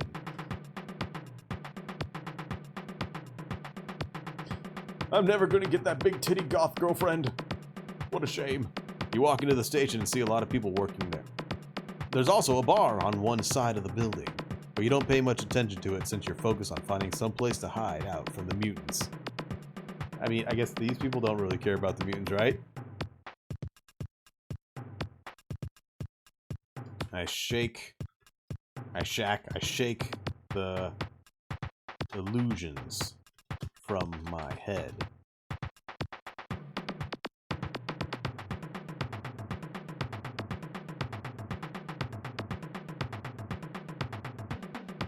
You continue to search the station and eventually you come across a couple of mutants who seem to be doing something illegal. Hey kid, watch it. These two are mutants, one of them shouts at you. Fuck off, they're criminals, you reply back to him.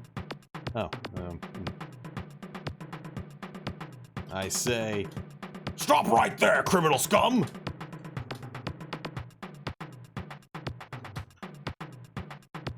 You violated the law!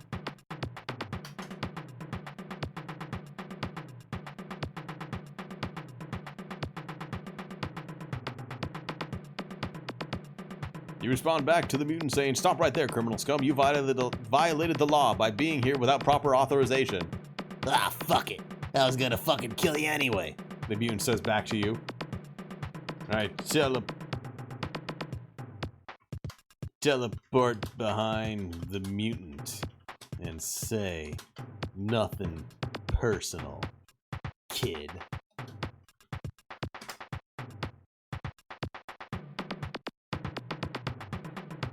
Hey, Gats, thanks for those lemons, man. You teleport behind the mutant and attempt to stab him with your knife. Unfortunately, you fail to hit him because he's got some sort of force field up around himself. I easily penetrate the force field because my knife has anti-force field technology built into it.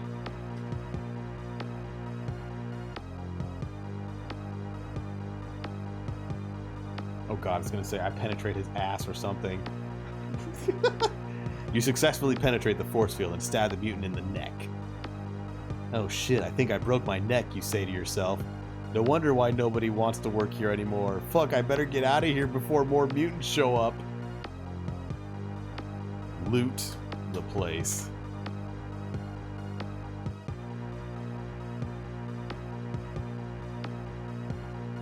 Rookie mistake. I'm trying to remember, like, what the kids play. Nuh-uh, you didn't get me, you missed me. Like, I got a force field. Well, I got an anti-force field.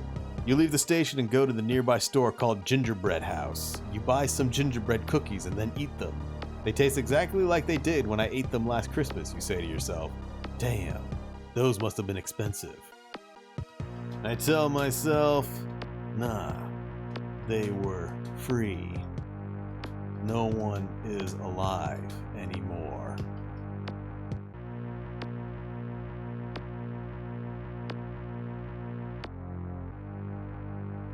I feel bad for this character because he's like, he thinks everyone's still around, but there's just mutants. You decide to ignore the fact that you ate gingerbread cookies for free. So where do we go next? Next, you ask yourself. Well, I'd like to try the local bars, you reply back to yourself. Cool, I can give you directions.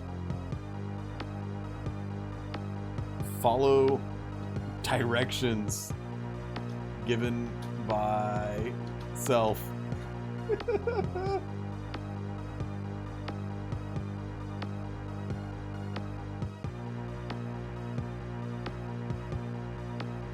You follow the directions given to you by yourself. Eventually, you arrive at the bar called The Gremlin. I think we found our way to the Gremlin, you say to yourself. That's great. I hope they have good drinks. Enter the bar. The Gremlin. The Gremlin. Woo! You enter the bar and sit down at a table near the entrance. So how do you like this place so far, you ask yourself. It looks fine to me, you reply back to yourself. I can't believe I ate those cookies for free. My life is hell. Pour myself a drink because there is no one around.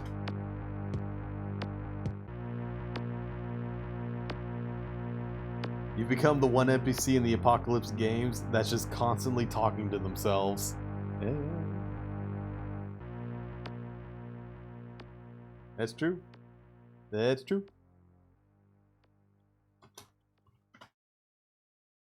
That is true. Let's see, what else do we got? What can I do? What can I do?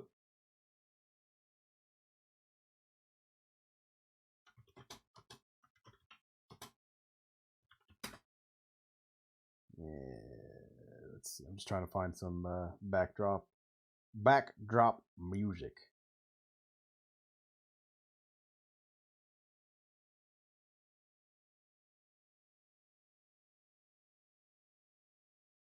We'll just slap that on there. No, not that.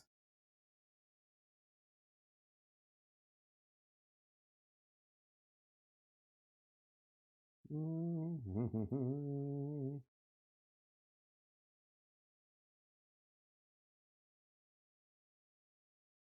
set this one up. That's fine.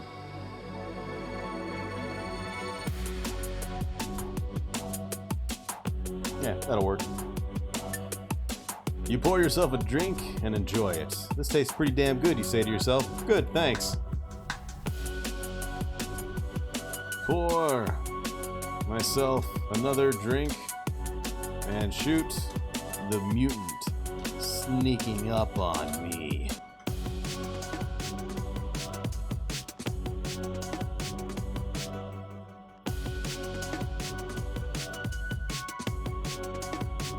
You pour yourself another drink and enjoy it. This tastes even better than the last one, you say to yourself. Yeah, I'm feeling lucky today. Flip a coin and call it.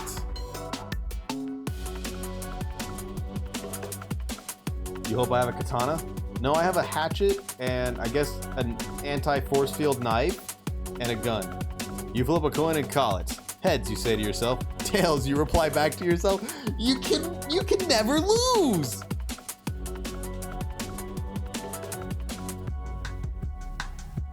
Play cards with myself. You know what'd be funny is like yourself and myself are actually my two companions. That's just what they're called. And I'm not actually in my head right now. It's like who's on first. You play cards with yourself and win. Haha, I won again, you shout to yourself. Gather up supplies and move on. Yo, what's up, Divine?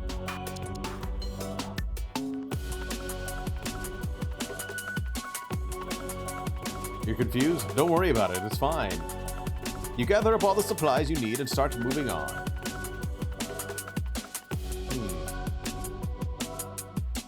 Try to marry myself? I am slowly going insane. I'm the last man on this planet. Marry myself. There you go.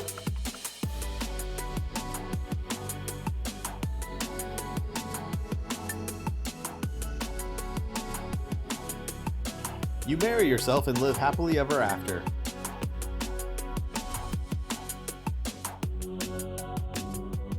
I tell myself, that was fun. Let's move on.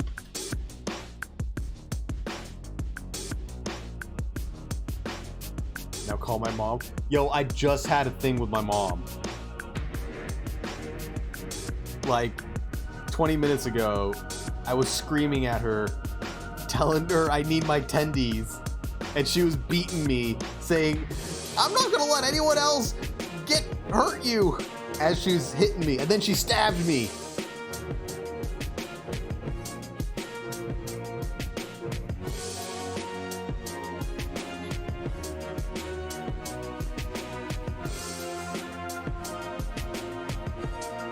Oh, come on, game. Come on, game. You got it. You got it. I know you can.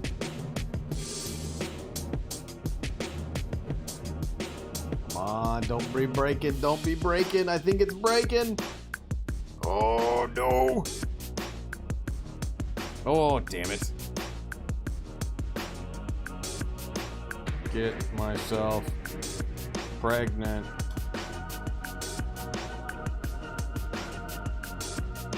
This is my guy after getting brain damage from mom beating me. Get pregnant.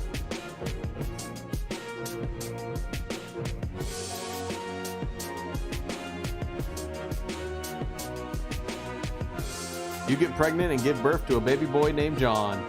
Oh, okay. Live my life to the fullest.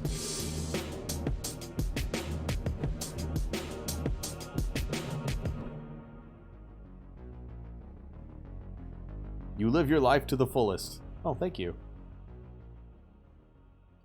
Raise my boy, John. Right. What the fuck is this? No, bad. Why is... Nope. Nope. You raise your son, John, right, and he becomes an excellent warrior. He leads his people to victory over their enemies. In time, he marries a woman named Elizabeth, who is of noble birth. They have many children together and live happily ever after.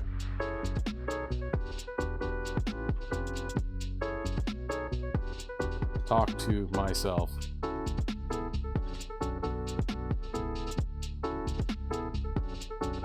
My man John, he's doing God's work. You talk to yourself.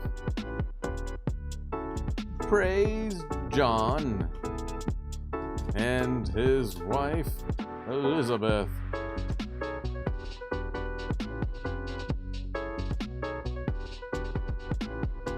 You praise John and his wife Elizabeth for raising such wonderful children. Let's see here. I tell my family I'm off to the wastelands. I will never return because I will not be alive again.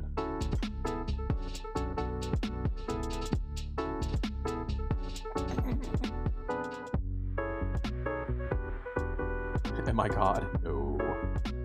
No, no, no. I'm like, the story is starting to peter out. It's starting to get flat. Yeah, John touched my spaghetti. That was such a weird thing to have in this playlist.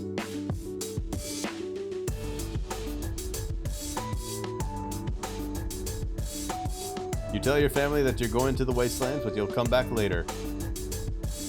I will never return. I'll come back later. Your family is disappointed, but accepts your decision. Wake up from dream.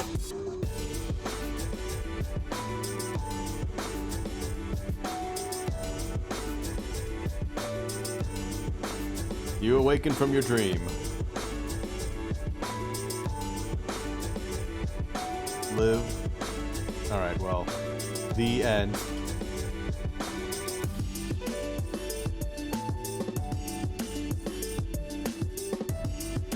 It's not over until I say it's over! Alright, that was a fun experience. We got a lot.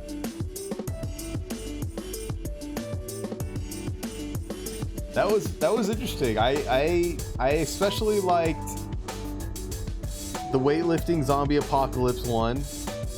Me screaming at mom for tendies. AI dungeon molesting me several times, mind you. Several times. But this is good. We're going to definitely do a lot more of this. My friends, thank you for joining me. Thank you for the hosts. Thank you for all the follows, all that fun stuff. You're all amazing and awesome. And I'll see you all again another time. So please take care of yourself. Be awesome. And bye-bye.